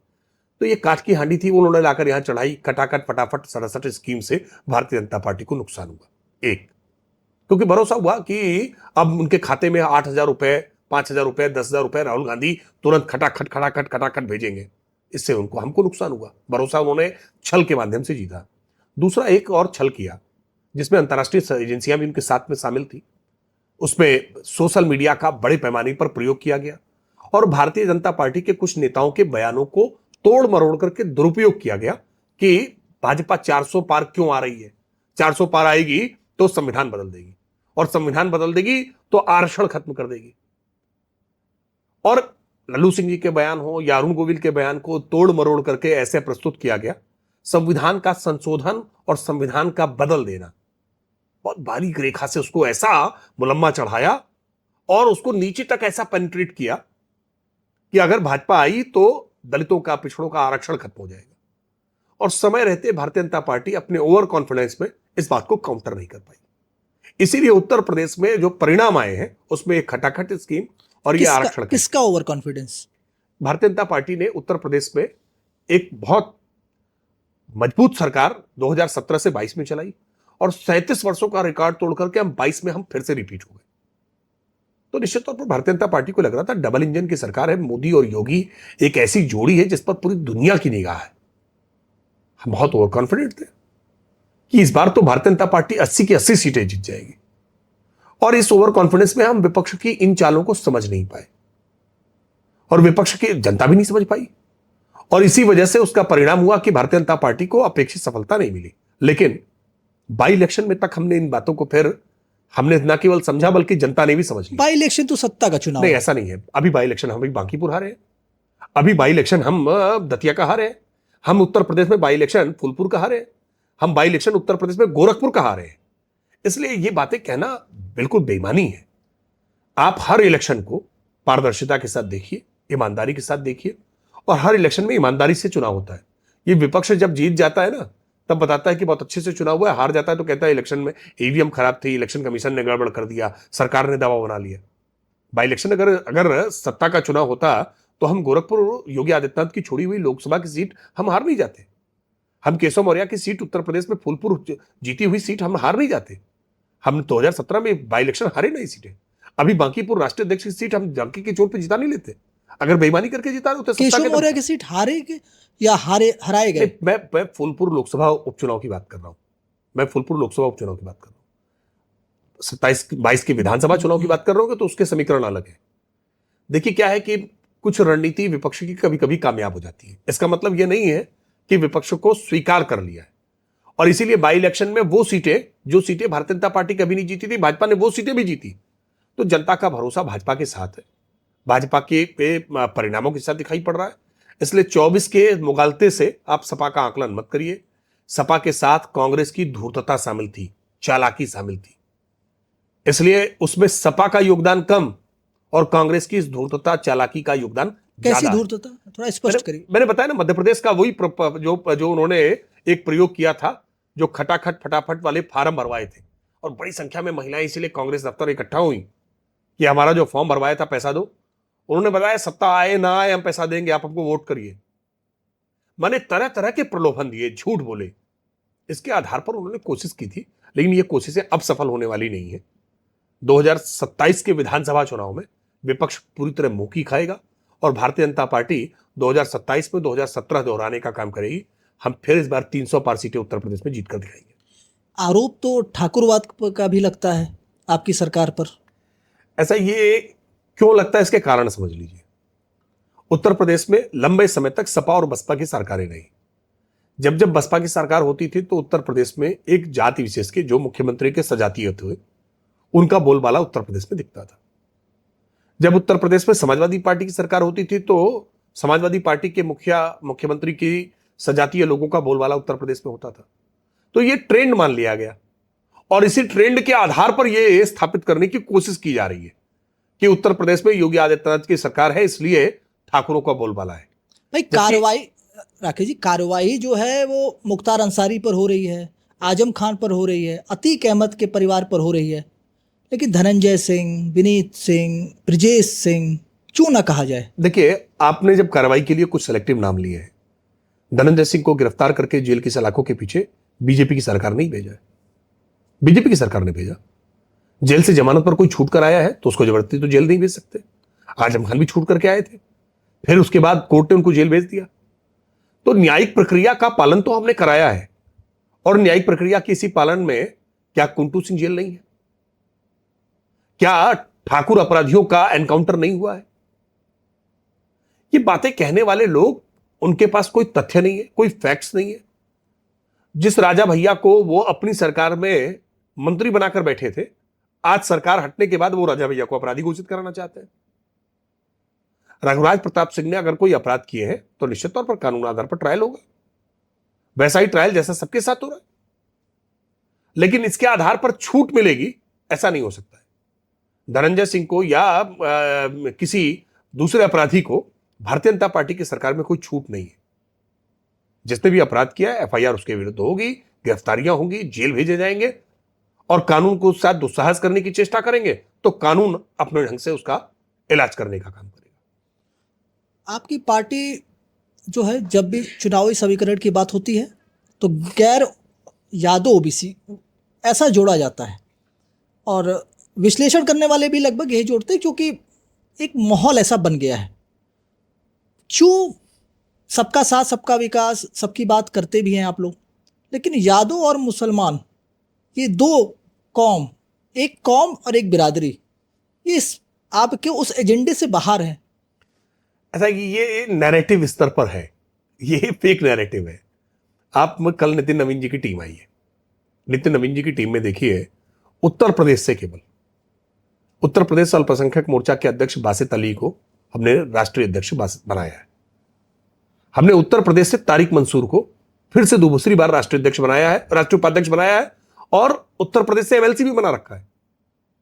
क्या वो तारिक मंसूर को आप मुसलमान नहीं मानते? आरिफ मोहम्मद खान को लगातार राज्यपाल भारतीय जनता पार्टी की सरकार ने बनाया, क्या आप उनको मुसलमान नहीं मानते? मुसलमान उन्हें अपना नहीं मान रहा है। नहीं, दुर्भाग्य ऐसा नहीं है, नहीं, ये पूरी तरह से गलत है।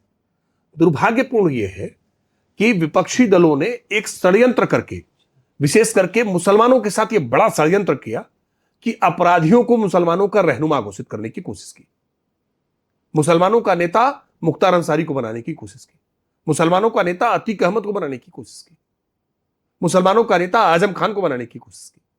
ये अपराधी हैं, सजा याफ्ता अपराधी हैं, घोषित अपराधी हैं, गैंगस्टर हैं, जिनके संगठित अपराध चलते रहे।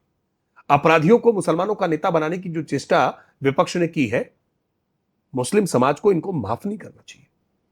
भारतीय जनता पार्टी ने जो पढ़े लिखे हैं, जो प्रोग्रेसिव है, जिन्होंने एक कौम के लिए कुछ काम किया है, हमने उनको अवसर दिया है।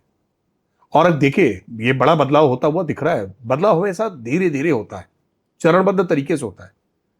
3 तलाक से मुस्लिम महिलाओं को आजादी कोई छोटी बात थी क्या?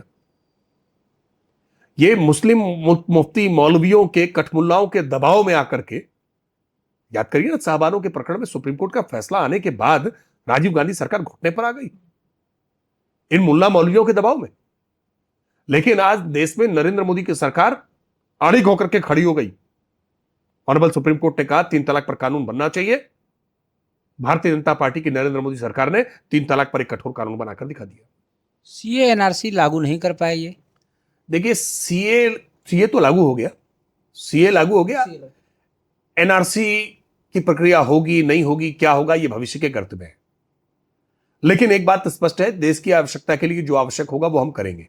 यह कहा गया था कि सीए नागरिकता छीन लेगा, सीए नागरिकता देने का कानून है, छीनने का नहीं। कितने लोगों को नागरिकता दे पाया सीए? सीए के बाद नागरिकता लगातार मिली है। जो लोग भी उसके बाद परसिक्यूटेड होकर के बांग्लादेश से, अफगानिस्तान से, पाकिस्तान से जो भी परसिक्यूटेड होकर के आए हैं जिन्होंने भी नागरिकता के लिए आवेदन किया उन सबको अब नागरिकता सीए के तहत मिल रही आंकड़े है। कहता है कि पिछले कुछ वर्षों में लाखों लोगों ने देश की नागरिकता छोड़ी। नहीं, नागरिकता छोड़ी है ऐसा मेरी जानकारी में तो नहीं है कि भारत से कोई नागरिकता छोड़ रहा है। नागरिकता छोड़ना अगर प्रतिभा पलायन ऐसा हुआ है, कोई अमेरिका में, यूरोप में जाकर के बसे हैं या गल्फ कंट्रीज में जाकर के बसे हैं, तो ये अवसर की समानता तो सबके लिए होनी चाहिए। जिसको जहां जाकर के रहना हो, ये दुनिया में किसी को इस बात के लिए बाध्य नहीं किया जा सकता कि आप भारत के भीतर ही रहिए, आप भारत से बाहर नहीं जा सकते। जिसको जहां जाना होगा जाएगा। लेकिन भारत की अब अनुकूलताएं इस तरह की हो रही हैं कि अब दुनिया के तमाम लोग भारत के लिए मांग रहे हैं कि हमको भारत में आकर के रहना है और भारत में आकर के बसना है, क्योंकि भारत में वो एक अनोखापन है कि स्टीव जॉब्स जैसे लोगों को आखिरकार दिखाई पड़ता है भारत कि यहां आकर के कैसे उत्तराखंड की पहाड़ी में बसा हुआ एक मंदिर उनको आकर्षित करता है और वो अपने एप्पल के फोन पर कटा हुआ एप्पल भारत की भूमि से प्रेरणा लेकर के बना देते हैं। भारत में बहुत ताकत है, आध्यात्मिक शक्ति है, भारत में बहुत क्षमताएं हैं। तो भारत आने वाले समय में एक बड़ा डेस्टिनेशन दुनिया भर के लिए रहेगा। हम लोग बात कर रहे थे उत्तर प्रदेश की राजनीति की। आप स्वयं भी ब्राह्मण हैं। ब्राह्मण समाज लंबे समय से भाजपा का मजबूत आधार रहा है। यूजीसी विवाद, पीसीएस अधिकारी अलंकार अग्निहोत्री वाला इस्तीफा, बटुकों का चोटी खींचना, अन्य घटनाओं को देखते हुए क्या आप मानते हैं कि 2027 में ब्राह्मण भाजपा से नाराज है? देखिए क्या है, कुछ बातें हमेशा गढ़ने की चेष्टाएं की जाती है। ब्राह्मण भाजपा से नाराज है, ये बात हर बार गढ़ने की चेष्टा की जाती है, हर बार। और केवल भाजपा से नहीं, जो जो सत्ता होती है उससे नाराज होता है, ऐसी कोशिश हमेशा की जाती है। ब्राह्मण इसलिए क्योंकि एक तो आबादी ज्यादा है और दूसरा नैरेटिव बनाने वाला है। कितनी आबादी है उत्तर प्रदेश में ब्राह्मण? अब देखिए, इसका जनगणना नहीं आ जाए तो नई जनगणना से पता चल जाएगा, जिसमें जातिगत जनगणना भी होने की बातचीत है लगभग मोटा मोटा। लेकिन फिर भी इसको लेकर के जो एक आंकलन आता है कि 13% से लेकर के 16% के बीच में एक आबादी ब्राह्मणों की आती है। कोई 14%, कोई 15% कहता है, कोई 12% कहता है, लेकिन 10% से ज्यादा है, ये बात तो समझ में आती है। और किसी भी जाति में देखा जाए, हिंदुओं के भीतर अगर जाति आप देख रहे हैं, अगर मुसलमानों के भीतर भी जाति देखें, तो जातियों के आधार पर जो मेरी अपनी राजनीतिक समझ कहती है कि जाटव चमार जो बिरादरी है, इसके बाद सबसे बड़ा नंबर बिरादरी के आधार पर ब्राह्मणों का बनता है उत्तर प्रदेश के संदर्भ में। क्योंकि और अन्य बिरादरियां जो भी हैं वो आबादी के अनुपात में शायद मेरी जानकारी में इससे कम है। आप इसको और कनेक्ट करिएगा। ऐसे में वो जाति जिसकी नंबर्स ज्यादा है, वो जाति जिसका प्रभाव पूर्वी उत्तर प्रदेश से लेकर के पश्चिमी उत्तर प्रदेश तक चारों तरफ है, मतलब कोई ऐसी बेल्ट नहीं जिसमें आप कह सकते हैं कि यहां ब्राह्मणों का प्रभाव कम है, सभी जगहों पर एक बड़ा प्रभाव रखने वाली जाति। और वो जाति जो परंपरागत तौर पर पढ़ने लिखने वाली जाति रही है, जिसकी भागीदारी अलग अलग क्षेत्रों में, जैसे वकालत के क्षेत्र में आपको बड़ी संख्या मिलेगी, पत्रकारिता के क्षेत्र में बड़ी संख्या में मिलेगी, अध्ययन अध्यापन के कार्य में, नहीं सरकारी शिक्षा में तो आरक्षण है सरकारी नौकरियों में, लेकिन निजी क्षेत्र में वहां भी ब्राह्मणों की भागीदारी ज्यादा मिलेगी। तो भागीदारी जिन क्षेत्रों में, और ये वो क्षेत्र बता रहा हूं मैं, अध्यापन का क्षेत्र हो, अधिवक्ता वकालत का क्षेत्र हो या पत्रकारिता का क्षेत्र, ये ओपिनियन मेकर क्षेत्र है, ये धारणाएं बनाने वाले क्षेत्र है। तो इन धारणा बनाने वाले क्षेत्र में जो व्यक्ति प्रभावी है, उसके नाराज होने के खतरे तो हर बार उत्पन्न किए जाते हैं। लेकिन भाजपा ने राजनीति में सीमित कर दिया ब्राह्मणों के नेतृत्व को। नहीं, ऐसा नहीं है। अभी आप देखेंगे राष्ट्रीय महामंत्री के तौर पर नितिन नवीन जी की टीम में अभी लिया है। उत्तर प्रदेश में उत्तर प्रदेश में 6 बार मुख्यमंत्री कांग्रेस ने ब्राह्मण बनाया। अभी भी उत्तर प्रदेश में सबसे ज्यादा विधायक भारतीय जनता पार्टी के ब्राह्मण है, सबसे ज्यादा विधायक भारतीय जनता पार्टी से ब्राह्मण है, 52 विधायक भारतीय जनता पार्टी से ब्राह्मण है। अभी भी किसी भी जाति की तुलना में सबसे ज्यादा संख्या है। इसलिए ये सब झूठे नैरेटिव है, फेक नैरेटिव है। भारतीय जनता पार्टी ने सरकार में, संगठन में पर्याप्त प्रतिनिधित्व भी दिया है। अब यह है कि जितना मिल जाए उतना कम है, इस बात के लिए हमेशा दावा ज्यादा किया जाएगा। मैंने इसलिए कहा क्योंकि प्रभावी है। लेकिन भारतीय जनता पार्टी सबका साथ, सबका विकास, सबका विश्वास और सबका प्रयास केवल कहती नहीं है, बल्कि करके दिखाती है। सत्ता में भी, संगठन में भी, योजनाओं में भी, क्रियान्वयन में भी। पीएन पाठक जी के आवास पर बैठक हुई, अध्यक्ष जी नाराज हो गए। नहीं, ये देखिए, एक पार्टी के भीतर कोई पार्टी खड़ी नहीं होनी चाहिए। तो लोधी समाज, राजपूत समाज, अन्य उसके बाद भी बैठकें हुई, अध्यक्ष जी नाराज नहीं हुए। पार्टी के अनुमति सहमति के साथ पार्टी घोषित करके कार्यक्रम करती है तो होता है अनौपचारिक ढंग से। और इसको लेकर के इस तरह का कोई गुट बनाया जाना, और उससे जब मीडिया में इस तरह की बातें सर्कुलेट हो तो सावधानी बरतने की आवश्यकता है। और ऐसे समय में जब विपक्ष जानबूझ करके ये नैरेटिव गढ़ने की कोशिश कर रहा हो तो उसको सपोर्ट करने वाली कोई बात पार्टी के भीतर से नहीं होनी चाहिए। अध्यक्ष जी का केवल इतना कहना है। क्या बाकी कोई ब्राह्मणों के सम्मेलन करने पर या ब्राह्मणों के मिलने जुलने पर कोई आपत्ति नहीं है। क्या आपको लगता है कि विपक्ष का ब्राह्मणों के प्रति आउटरीच बढ़ा है? क्योंकि सपा सांसद सनातन पांडे को पूर्वांचल में ब्राह्मणों को साधने का काम दिया गया है। देखिए, एकमात्र वही अकेली सनातन पांडे ही है।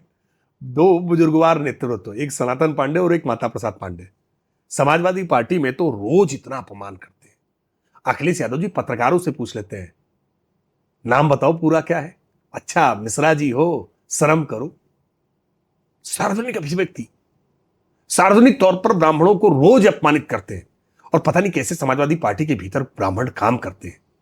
इतना अपमान झेलने के बाद ब्राह्मण तो स्वाभिमान के साथ चलता है ना। अपमान स्वाभिमान भी बेच दे।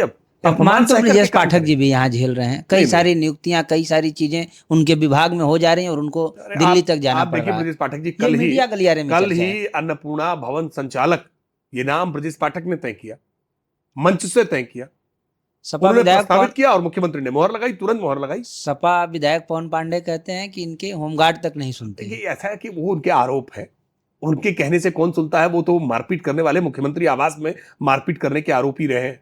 मुख्यमंत्री आवास में अपनी पार्टी के लोगों को कूट देते हैं। भारतीय जनता पार्टी संस्कारों वाली पार्टी है, एक अनुशासित राजनीतिक दल है। और भारतीय जनता पार्टी में आज हर जाति बिरादरी को लीडरशिप भी है, पूरी सम्मान भी है, स्वाभिमान भी है। आज यहां किसी को अपमान नहीं है, तिरस्कार नहीं है।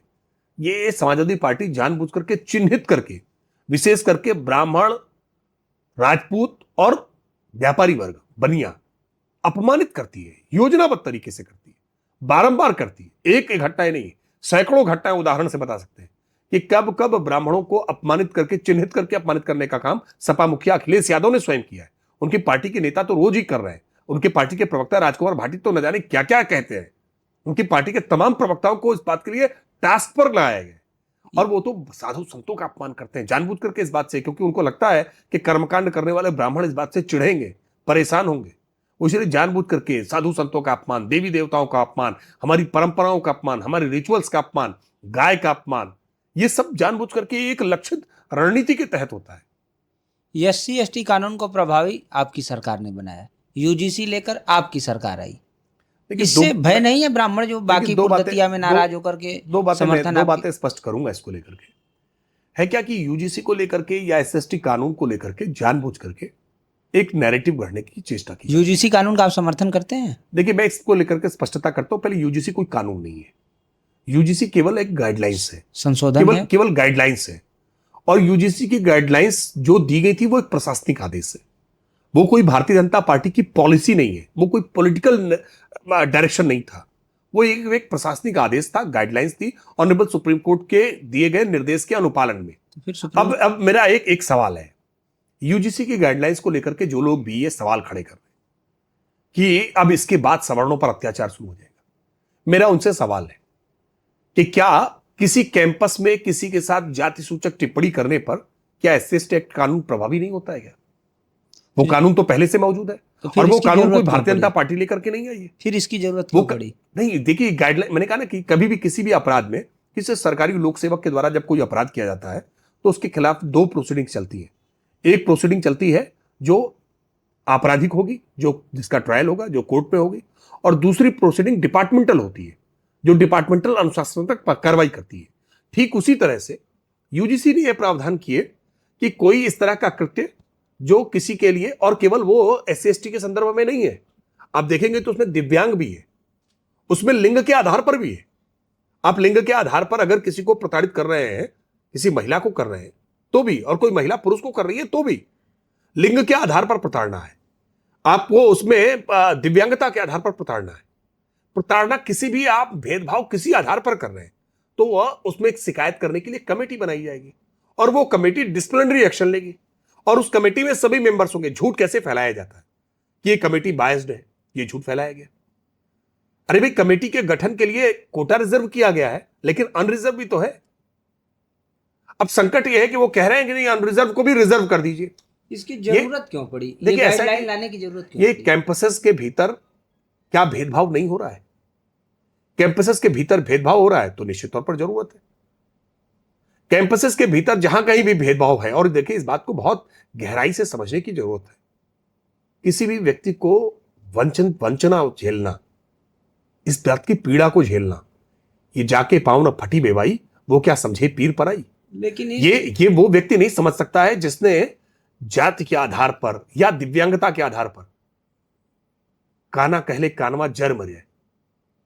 आपको मालूम है कि किसी अंग की दिव्यांगता कितनी पीड़ा देती है, और जब उसके आधार पर फिर उसको टोका जाए, उसको इस तरह से शब्दों से लक्षित किया जाए। इसलिए प्रधानमंत्री जी ने विकलांग शब्दों को दिव्यांग शब्द में परिवर्तित किया, क्योंकि शब्द उनकी मारक क्षमताएं बहुत होती है। आपको याद है पूरा महाभारत जो हुआ वो किस शब्द पर हुआ था? अंधे के अंधे ही होते। अगर ये वाक्य द्रौपदी का न होता तो शायद महाभारत के लिए वो जो जिसको कहते हैं ना कि ये माचिस की तीली थी। अगर मुझे लगता है कि इन विचार, ये शब्द जो है ना बहुत महत्वपूर्ण होते हैं, अंदर तक हृदय तक छेद देते हैं। शरीर के घाव मिट जाते हैं, लेकिन हृदय पर लगे हुए, मन पर लगे हुए घाव मिटते नहीं है। राजनीतिक नुकसान हो गया किसका? भारतीय जनता पार्टी का। मैं मानता हूं कि ये एक झूठ नैरेटिव फैलाने की चेष्टा की जा रही है, और इसके आधार पर नुकसान नहीं होता। नैरेटिव को सही समय पर बस्ट किए जाने की आवश्यकता है, और कानून का दुरुपयोग हो रहा है। अगर ये बात कही जा रही है कि दुरुपयोग होगा इसका, भारत के भीतर कोई एक कानून बताइए इसका दुरुपयोग नहीं होता। क्या महिलाओं से संदर्भित कानूनों का दुरुपयोग नहीं हो रहा है? नहीं, इसमें दो विषय आप देखिए ना, अभी जंतर मंतर पर धरना करने के लिए पहलवान बैठे थे, आरोप लगाया उन्होंने भारतीय जनता पार्टी के एक सांसद के विरुद्ध, कार्रवाई भी हुई, उनका टिकट भी कटा। लेकिन कोर्ट ने क्या साबित किया? कोर्ट ने क्या पाया? और कोर्ट ने इतनी टिप्पणी की कि इसमें एक पॉलिटिकल मोटिव है। फिर उनको इतना झेलना पड़ा, कोर्ट से साबित हुए। मैं इसीलिए कह रहा हूं ना कि क्या दुरुपयोग हुआ कि नहीं हुआ कानून का। यूनिवर्सिटी के अंदर कोई इस कानून का दुरुपयोग कर ले और व्यक्ति को झेलना पड़े। मैं इसीलिए कह रहा हूं कि दुरुपयोग हो रहा है, इसलिए क्या कानून एबॉलिश कर देना चाहिए? क्या कानून खत्म कर देने चाहिए? कानून को प्रभावी ढंग से कैसे लागू किया जाए, इस पर निश्चित तौर पर काम करने चाहिए। और मैं इस बात के साथ सहमत हूं, जो बात यूजीसी को लेकर के एक बात कही गई कि झूठी शिकायत करने वाले पर कार्रवाई होनी चाहिए। इसको लेकर के जो आपत्तियां हैं, जिन आपत्तियों को यूजीसी का आंदोलन करने वालों ने अपने पक्ष में कही है, उनकी बातों को सुना जाना चाहिए। मैं इस बात के बिल्कुल पक्ष में। आपको नहीं लगता कि यूजीसी ने हिंदू समाज के भीतर भी विखंडन किया, अगड़े पिछड़े की लड़ाई खड़ा कर? नहीं, बिल्कुल नहीं है। देखिए, ये अगड़े पिछड़े की लड़ाई तो आरक्षण के साथ ही शुरू होती है, क्योंकि जब भी किसी को एक सपोर्ट देने की बात होती है ना, तो जिसको सपोर्ट नहीं मिल रहा है वो भी सपोर्ट के चाहत पे खड़ा हो जाता है। जबकि उन सामाजिक परिस्थितियों को समझे जाने की आवश्यकता है जिसके लिए आरक्षण की आवश्यकता महसूस हुई। अभी भी आवश्यकता महसूस हो रही है? बिल्कुल है, समीक्षा होनी चाहिए, बिल्कुल आवश्यकता है। समीक्षा होनी चाहिए। देखिए क्या है, डॉक्टर बन रहे हैं, देखिए -40 वाले डॉक्टर करवाना। देखिए एक बात स्पष्टता से समझिए, जिनको अवसर नहीं मिला है उनको अवसर देना पड़ेगा, और अवसर की समानता के लिए आपको समाज की इस मनस्थिति का परिवर्तन भी करना पड़ेगा। 80 वर्षों, ये एक लंबी बहस है। 80 वर्षों में वो समानता नहीं आ पाई। देखिए 80 वर्ष नहीं, 800 वर्ष लगे। 800 वर्ष लगे। समाज तैयार हो जाएगा जिस दिन, उस दिन 8 दिनों में समाप्त हो जाएगा। समाज तैयार करे अपने आप को। समाज तैयार नहीं करेगा तो ये वर्षों वर्ष तक ऐसे ही रहेगा। इसमें अवसर, इसमें नहीं, मैं सवर्ण समाज का आह्वान कर रहा हूं, नहीं, मैं कह रहा हूं समाज इस बात का परिष्कार करे, जातिगत भेदभाव को पूरी तरह से समाप्त करे। अगर जातिगत भेदभाव चलते रहेंगे तो ऐसे कानूनों की आवश्यकता बनती रहेगी, और जातिगत भेदभाव की खबरें आज भी लगातार अलग अलग स्थानों से निकल करके सामने आ रही है। हम अपने समाज को चाहे जितना उन्नत कहें, और कई बार इसको लोग अमीरी और गरीबी से भी जोड़कर देखने की चेष्टा करते हैं। ये बात अमीरी और गरीबी की नहीं है। लोग ये भी कहते हैं कि लाभ पा गए उसके बाद बदलाव हो जाना चाहिए। आप महसूस करिए, आईएएस बन जाने के बाद भी आईएएस के बीच में दलित आईएएस की अवस्था क्या होती है, इस पीड़ा को दलित आईएएस बनकर के समझ सकता है। अगर दलित आईएएस के साथ आईएएस लॉबी भेदभाव कर रही है तो निश्चित तौर पर यह बहुत सोचनी और चिंता का कारण बनता है। अगर प्रोफेसर बनने के बाद भी दलित प्रोफेसर के साथ या ओबीसी प्रोफेसर के साथ भेदभाव हो रहा है तो यह चिंता करने की बात। दलित आईएएस का अगर स्टेनो कोई सवर्ण है तो उसकी क्या समस्या है, इसको भी तो समझना पड़ेगा। नहीं, स्टेनो सवर्ण है या किसी बिरादरी का है, स्टेनो है, उसको अपने उसको अब अगर ये कोई कह दे कि हम ब्राह्मण चपरासी हैं, इसलिए हम ब्राह्मण चपरासी हैं तो दलित आईएएस को पानी नहीं पिलाएंगे, ये किस प्रकार की कल्पना है? चपरासी है तो किसी भी को पानी पिलाएंगे, ब्राह्मण अधिकारी होगा उसको भी पिलाएंगे, ठाकुर अधिकारी होगा तो उसको नहीं हो रहा। नहीं, मुझे लगता है कि अगर आपने चपरासी की नौकरी पाई है तो आप चपरासी, आप जाति मत छोड़िए, जाति छोड़ दीजिए। यही तो जाति विहीन समाज की बातचीत है कि आप जाति क्या, आपको जाति रखनी है, विवाह करने के लिए जाति देखिए, आपको जाति रखनी है तो अपने समाज के उत्थान के लिए जाति देखिए। जाति दुराग्रह करना गड़बड़ है। जातीय स्वाभिमान रखने में कोई बुराई नहीं है। ब्राह्मण होने के नाते मेरा ब्राह्मण होकर स्वाभिमान होना चाहिए, लेकिन किसी का जाटव होने के नाते उसको का स्वाभिमान को आप गिराने की चेष्टा करें, ये ठीक नहीं है। जाटव का भी स्वाभिमान जाटव लेकर के होना चाहिए। और इस देश में तो हर बिरादरी के नायक रहे हैं, राजा रहे हैं, मौर्य वंश के राजा रहे हैं, आपको यदुवंशी राजा रहे हैं, राजभर राजा रहे हैं, पासी राजा रहे हैं। मेरे घर के बिल्कुल बगल में महाराजा लाखन पासी राजा रहे हैं, निषाद राजा रहे हैं, हर सात जाति समाज के नायक रहे हैं, वो प्रभावी रहे, उन पर गर्व होना चाहिए। लेकिन दुर्भाग्य यह है कि उनको हीनता का भाव दिखाने की कोशिश की जाती है, और यह समाज के लोगों को भी स्वीकार करना चाहिए, गर्व से कहना चाहिए। इस समाज के हैं, गर्व से कह रहे हैं, इसमें कोई हीनता का भाव नहीं है, इसमें कोई खराब भाव नहीं लेना चाहिए। आप ये कह रहे हैं कुल मिलाकर कि ब्राह्मण समाज की उपेक्षा कम से कम भाजपा में नहीं हो रही है। किसी समाज की उपेक्षा भाजपा में नहीं है। भाजपा सभी समाज को साथ लेकर के चल रही है, और भाजपा में सभी समाजों की आवाज को 3 बार मुख्यमंत्री रहे भाजपा के, 3 बार मुख्यमंत्री रहे, कल्याण सिंह, राजनाथ सिंह और योगी आदित्यनाथ। ब्राह्मण मुख्यमंत्री क्यों नहीं बन पाया? देखिए, 3 बार मुख्यमंत्री रहे, 13 बार मुख्यमंत्री बनेंगे तो हो सकता है नंबर आ जाएगा। ये सबका नंबर आना चाहिए। अब ये सवाल तो कोई कुर्मी कर सकता है कि कुर्मी मुख्यमंत्री क्यों नहीं बना। ये सवाल कोई कायस्थ कर सकता है कि कायस्थ मुख्यमंत्री क्यों नहीं बना। बारी बारी से अवसर आता रहेगा, और मुख्यमंत्री बनाना कोई किसी जातियों को सेटिस्फाई करने जैसा नहीं है। मुख्यमंत्री योग्य व्यक्ति बनता है। कल्याण सिंह बहुत योग्य प्रशासक थे। एक योग्य मुख्यमंत्री के तौर पर कल्याण सिंह ने शासन उत्तर प्रदेश में चलाया है। कानून व्यवस्था, एसटीएफ का गठन, संगठित अपराध की कमर तोड़ देना, कल्याण सिंह के कार्यकाल को कई मायनों में इस रूप में याद किया जाएगा। अगर एसटीएफ का गठन न हुआ होता उत्तर प्रदेश में तो संगठित अपराध की कमर न टूटी होती। अपहरण जैसे एक बड़े उद्योग उत्तर प्रदेश में खड़े थे, जिसकी कमर तोड़ने का काम एसटीएफ जैसी आधुनिक पुलिस फोर्स ने किया, जिसका गठन कल्याण सिंह ने किया। नकल विरोधी अध्यादेश जैसे कानून कल्याण सिंह की सरकार लेकर के आई। तो कल्याण सिंह का कार्यकाल बहुत अनुकरणीय कार्यकाल रहा है। राजनाथ सिंह का कार्यकाल उत्तर प्रदेश में बहुत अनुकरणीय कार्यकाल रहा है, कम समय का रहा है कार्यकाल। रामप्रकाश गुप्ता जी का कार्यकाल कम समय का कार्यकाल रहा, लेकिन एक शुचिता का कार्यकाल रहा, एक पारदर्शिता का कार्यकाल रहा, सुशासन का कार्यकाल रहा। और योगी आदित्यनाथ ने तो कई सारे नए मानदंड गढ़े, कई सारे रिकॉर्ड खड़े किए। वरना कोविड की इस आंधी में उत्तर प्रदेश जैसा एक ऐसा राज्य जो संसाधनों से अपने आप में बहुत कमजोर था, इतनी बड़ी आबादी का राज्य उत्तर प्रदेश को कैसे संभाला। उत्तर प्रदेश ने किस तरह से आज अपने आप को एक इन्वेस्ट करने के लिए एक डेस्टिनेशन क्रिएट किया है। योगी आदित्यनाथ ने आज उत्तर प्रदेश की पूरी छवि को बदल दिया है। वो उत्तर प्रदेश जहां घर घर में कट्टे बनते थे, मिर्जापुर जैसी फिल्में आती थी कि ये कट्टों का व्यापार है, लेकिन आज उत्तर प्रदेश की छवि कैसे बदल गई। याद करिए ना कि गुलशन कुमार हत्याकांड में मेड इन बम्भौर, आजमगढ़ के बम्भौर गांव में कट्टे बन रहे थे, लेकिन आज उत्तर प्रदेश में वेबलैंड स्कॉट के रिवॉल्वर बन रही है उत्तर प्रदेश के संडीला में। उत्तर प्रदेश में एके असॉल्ट राइफल बन रही है रायबरेली में।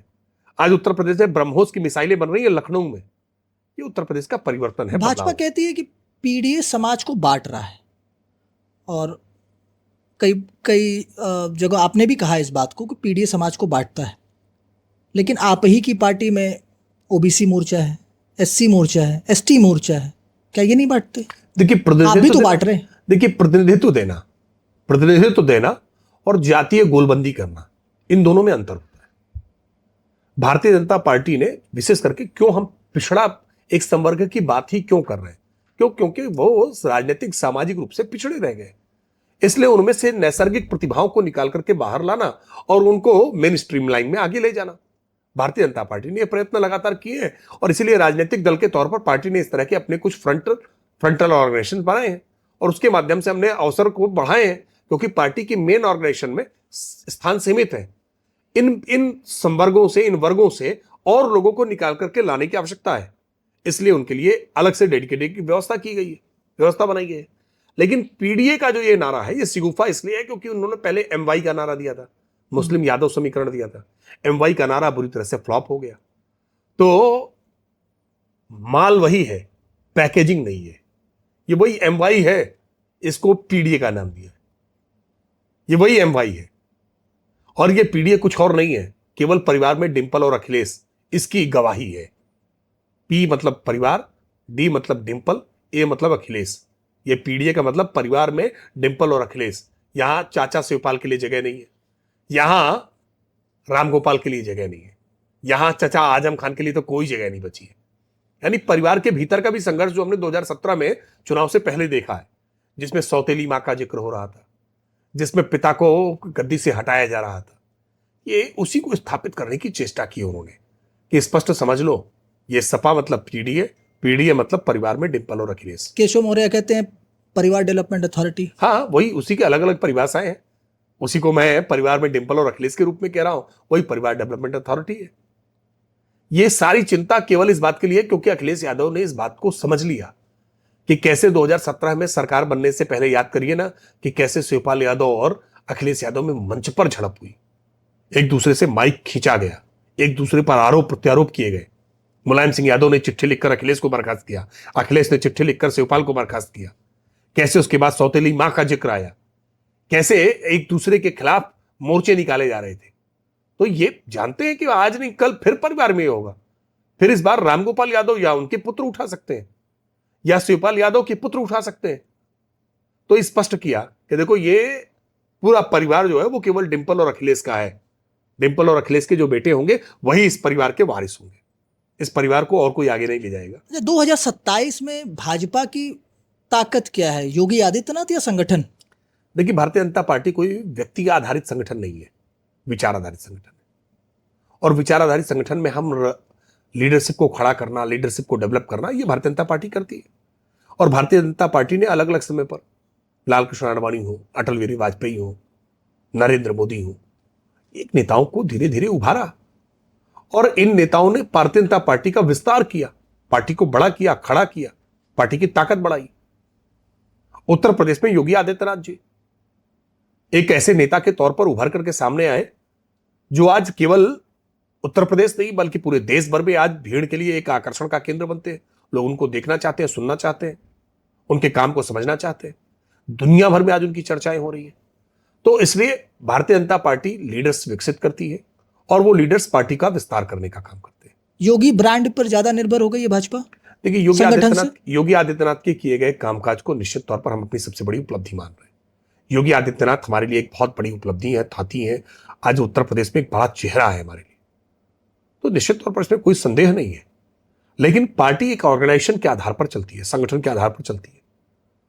और योगी आदित्यनाथ के इस कामकाज को जमीनी स्तर पर ले जाने का काम हमारा बूथ का कार्यकर्ता कर रहा है। इसलिए आप ये केवल कह दें कि केवल किसी एक व्यक्ति के आह्वान से पूरी पार्टी खड़ी हो जाएगी, पार्टी बैठ जाएगी, ऐसा नहीं होता है। पार्टी का एक पूरा सेटअप नेटवर्क काम कर रहा है, पार्टी की बैठकें हो रही है, पार्टी के कार्यक्रम हो रहे हैं।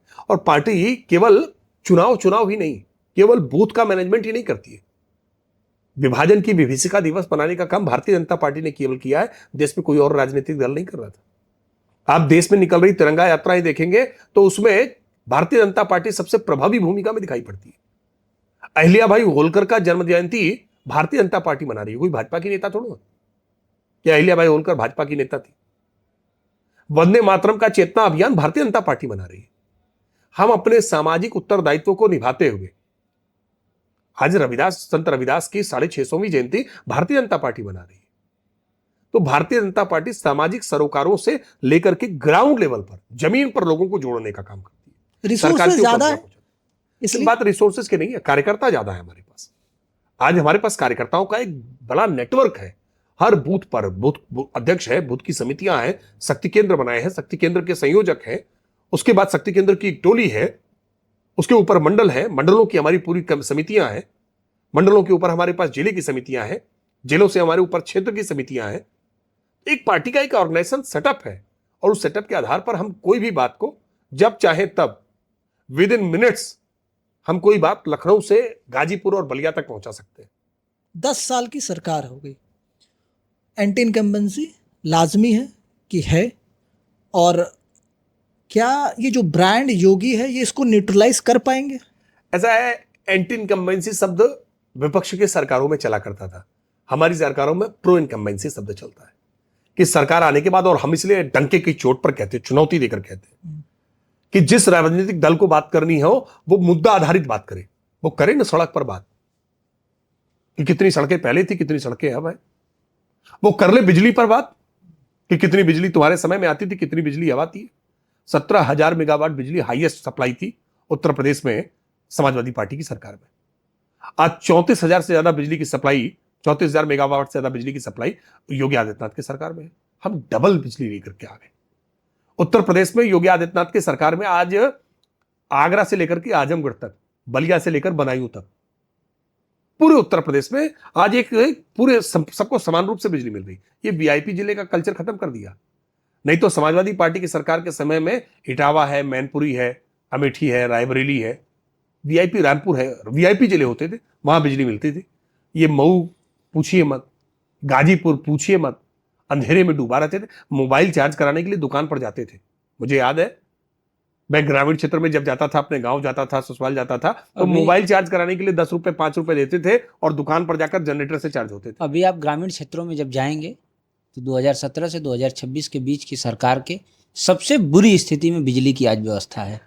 बिजली की तुलना आप 2017 के बाद से जब कर रहे हैं ना, हमारी परफॉर्मेंसेस की चुनौतियां हमारी अपनी ही परफॉर्मेंस से है, लेकिन उसकी तुलना जब सपा से करेंगे ना, तो हम कोसों दूर आगे निकलेंगे। जब हम विकसित देश की बात करेंगे तो अमेरिका, चीन, जापान से तुलना करेंगे, न कि पाकिस्तान, बांग्लादेश। नहीं, देखिए ऐसा है ना कि हमको चुनाव लड़ना समाजवादी पार्टी के साथ है, तो हम तुलना समाजवादी पार्टी के साथ ही करेंगे। ये बात सही है, इस बात को मैं मानता हूं कि हमने एक बड़ी अपेक्षाएं अब लोगों तक दे दी है। अब जब लोगों को एक बड़ी अपेक्षाएं मिल जाती है ना, अब जैसे हमको जब तक भूखे हो तो हमारे लिए रोटी की आवश्यकता होती है, और जब रोज रोटी मिलने लगती है ना, तो फिर हमारा रोटी से मन भर जाता है, फिर हमें पूरी की अपेक्षा होती है। उत्तर प्रदेश की हालत इस तरह की हुई है। उत्तर प्रदेश में बिजली पहले मिलती नहीं थी, बिजली मिल रही है, अब धीरे धीरे अपेक्षा हमारी 24 घंटे बिजली को लेकर हो गई। निश्चित तौर पर आज हमने शहरी क्षेत्रों में 24 घंटे बिजली दे रहे, ग्रामीण क्षेत्रों में बिजली की उपलब्धता 18 से 20 घंटे तक है। इसमें निरंतर और वृद्धि करने की संभावनाओं को तलाशा जा रहा है। दुनिया भर में सबसे ज्यादा रोशन स्थान जो दिखाई पड़े हैं ग्लोब पे, वो यूपी और बिहार दिखाई पड़ रहे हैं। अद्भुत, मतलब ये नासा के जारी किए गए चित्रों को देखिए, ये एक बड़ी उपलब्धि है कि कैसे आज उत्तर प्रदेश और बिहार ने बिजली की उपलब्धता को कितना बढ़ाया है। तो हमने कुछ कदम इसमें बढ़ाए हैं, लेकिन एक शेर है ना, चमन को सींचने में पत्तियां कुछ झड़ गई होंगी, यही इल्जाम हम पर लग रहा है बेवफाई का, मगर कलियों को जिसने रौंद डाला अपने हाथों से, वही दावा करे है इस चमन की रहनुमाई का।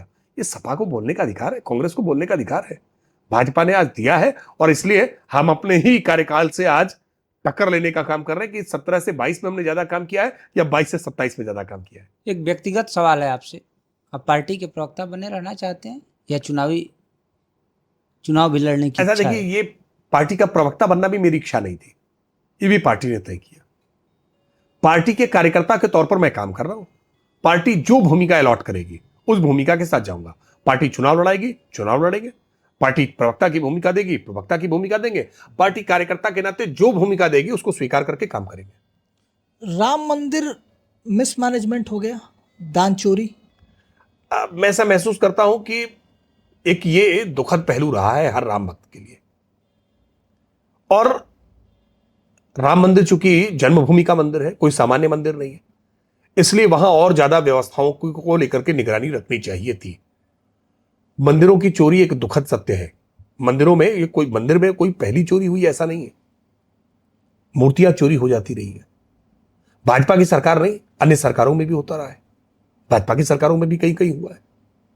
मंदिरों में, ग्रामीण क्षेत्रों में आपको ध्यान में होगा कि अपने आसपास के गांव में तलाश कर देखेंगे और पूछेंगे तो कई कहानियां आपको मिल जाएंगी कि घंटा चोरी हो गया, मंदिर से दानपात्र चोरी हो गया।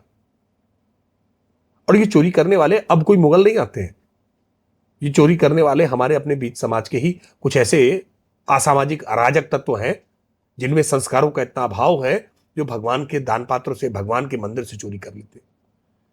निश्चित तौर पर यह हमारे लिए बहुत चिंता का कारण बना है। राम मंदिर ट्रस्ट को और इस मामले में सावधानी बरतनी चाहिए थी। फिलहाल राम मंदिर ट्रस्ट ने ही इन कमियों को पकड़ा। इन कमियों को पकड़ने के लिए कोई बाहर से जेम्स बॉन्ड नहीं आया था, राम मंदिर ट्रस्ट ने इन कमियों को पकड़ा भी। ट्रस्ट ने कमियों को पकड़ा, इसको लेकर के उत्तर प्रदेश सरकार से एक एसआईटी गठित करने की अपेक्षा की। उत्तर प्रदेश सरकार ने एसआईटी बनाई, एसआईटी की रिपोर्ट पर एफआईआर हुई, गिरफ्तारियां हुई, उन लोगों को जेल की सलाखों के पीछे भेजा गया है। अब एक नया ट्रस्ट में कुछ नए लोगों को जोड़ा गया है, सीईओ की एक प्रक्रिया चल रही है। एक ऐसी पारदर्शी व्यवस्थाएं बनाई जाए जिसमें ऐसी घटनाओं की भविष्य में पुनरावृत्ति ना होने पाए।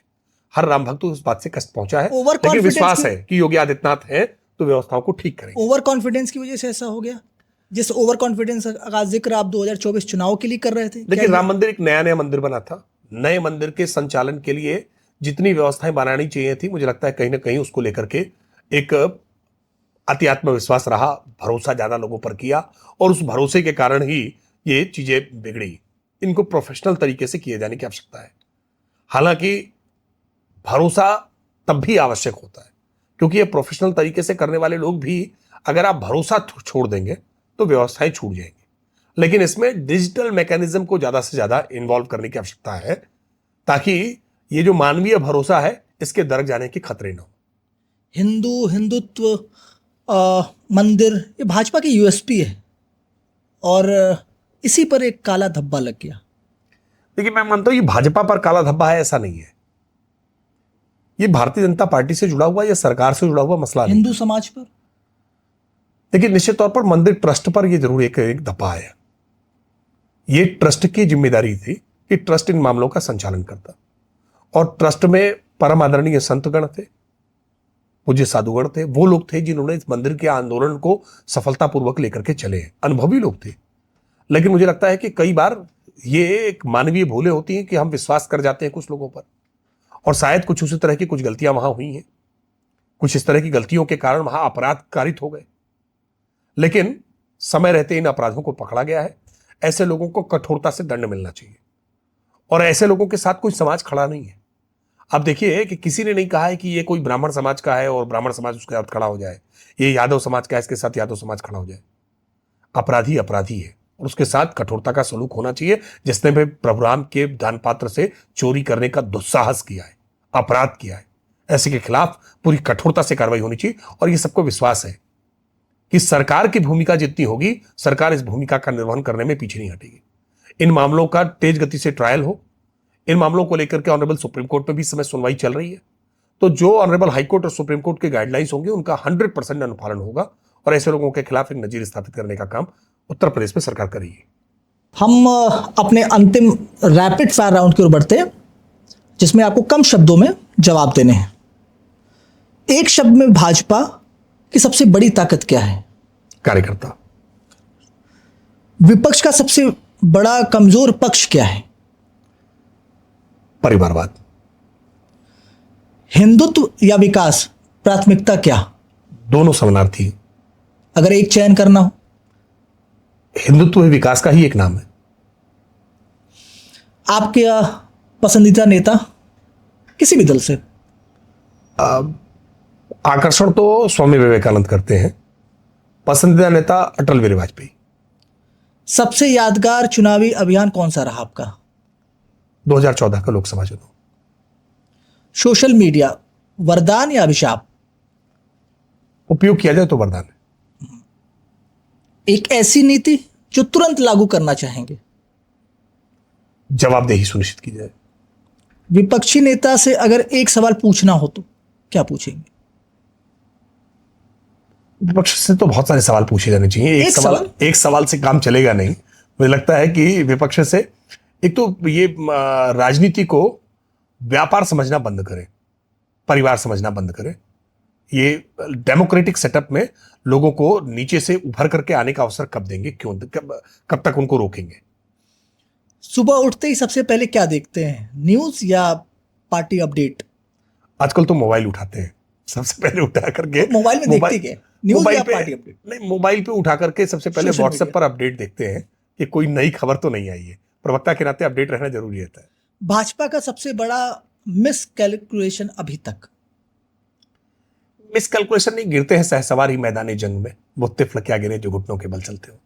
2024 नहीं, इससे पहले भी हम जब लड़े हैं तो कई बार जीते हैं और कई बार सीखे हैं।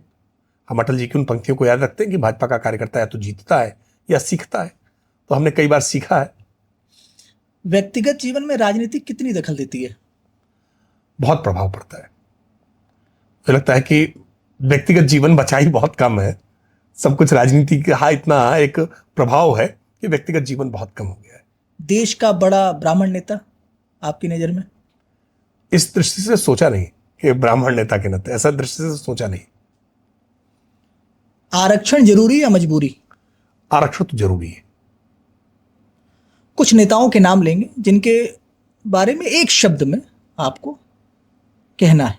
नरेंद्र मोदी, नवाचारी, अमित शाह, साइलेंट ऑब्जर्वर, अखिलेश यादव, अखिलेश यादव में अपरिपक्वता बहुत है, मायावती, अति कठोर प्रशासक, सुप्रिया सिनेत, प्रिया श्रीनेत, अधिक बोलने वाले के लिए कौन सा शब्द इस्तेमाल करें मुझे अभी तुरंत ध्यान में नहीं आ रहा है, लेकिन बहुत बोलती है, थोड़ा कम बोलना चाहिए। ये सजेशन है। हाँ, सजेशन है। ओम प्रकाश राजभर, ओम प्रकाश राजभर जमीन से जुड़े हुए, अपने उनके व्यक्तिगत जीवन में जिया हुआ उनका अनुभव, और कई बार उनके अनुभव की अभिव्यक्ति जिस तरह की होती है बहुत आकर्षित करती है।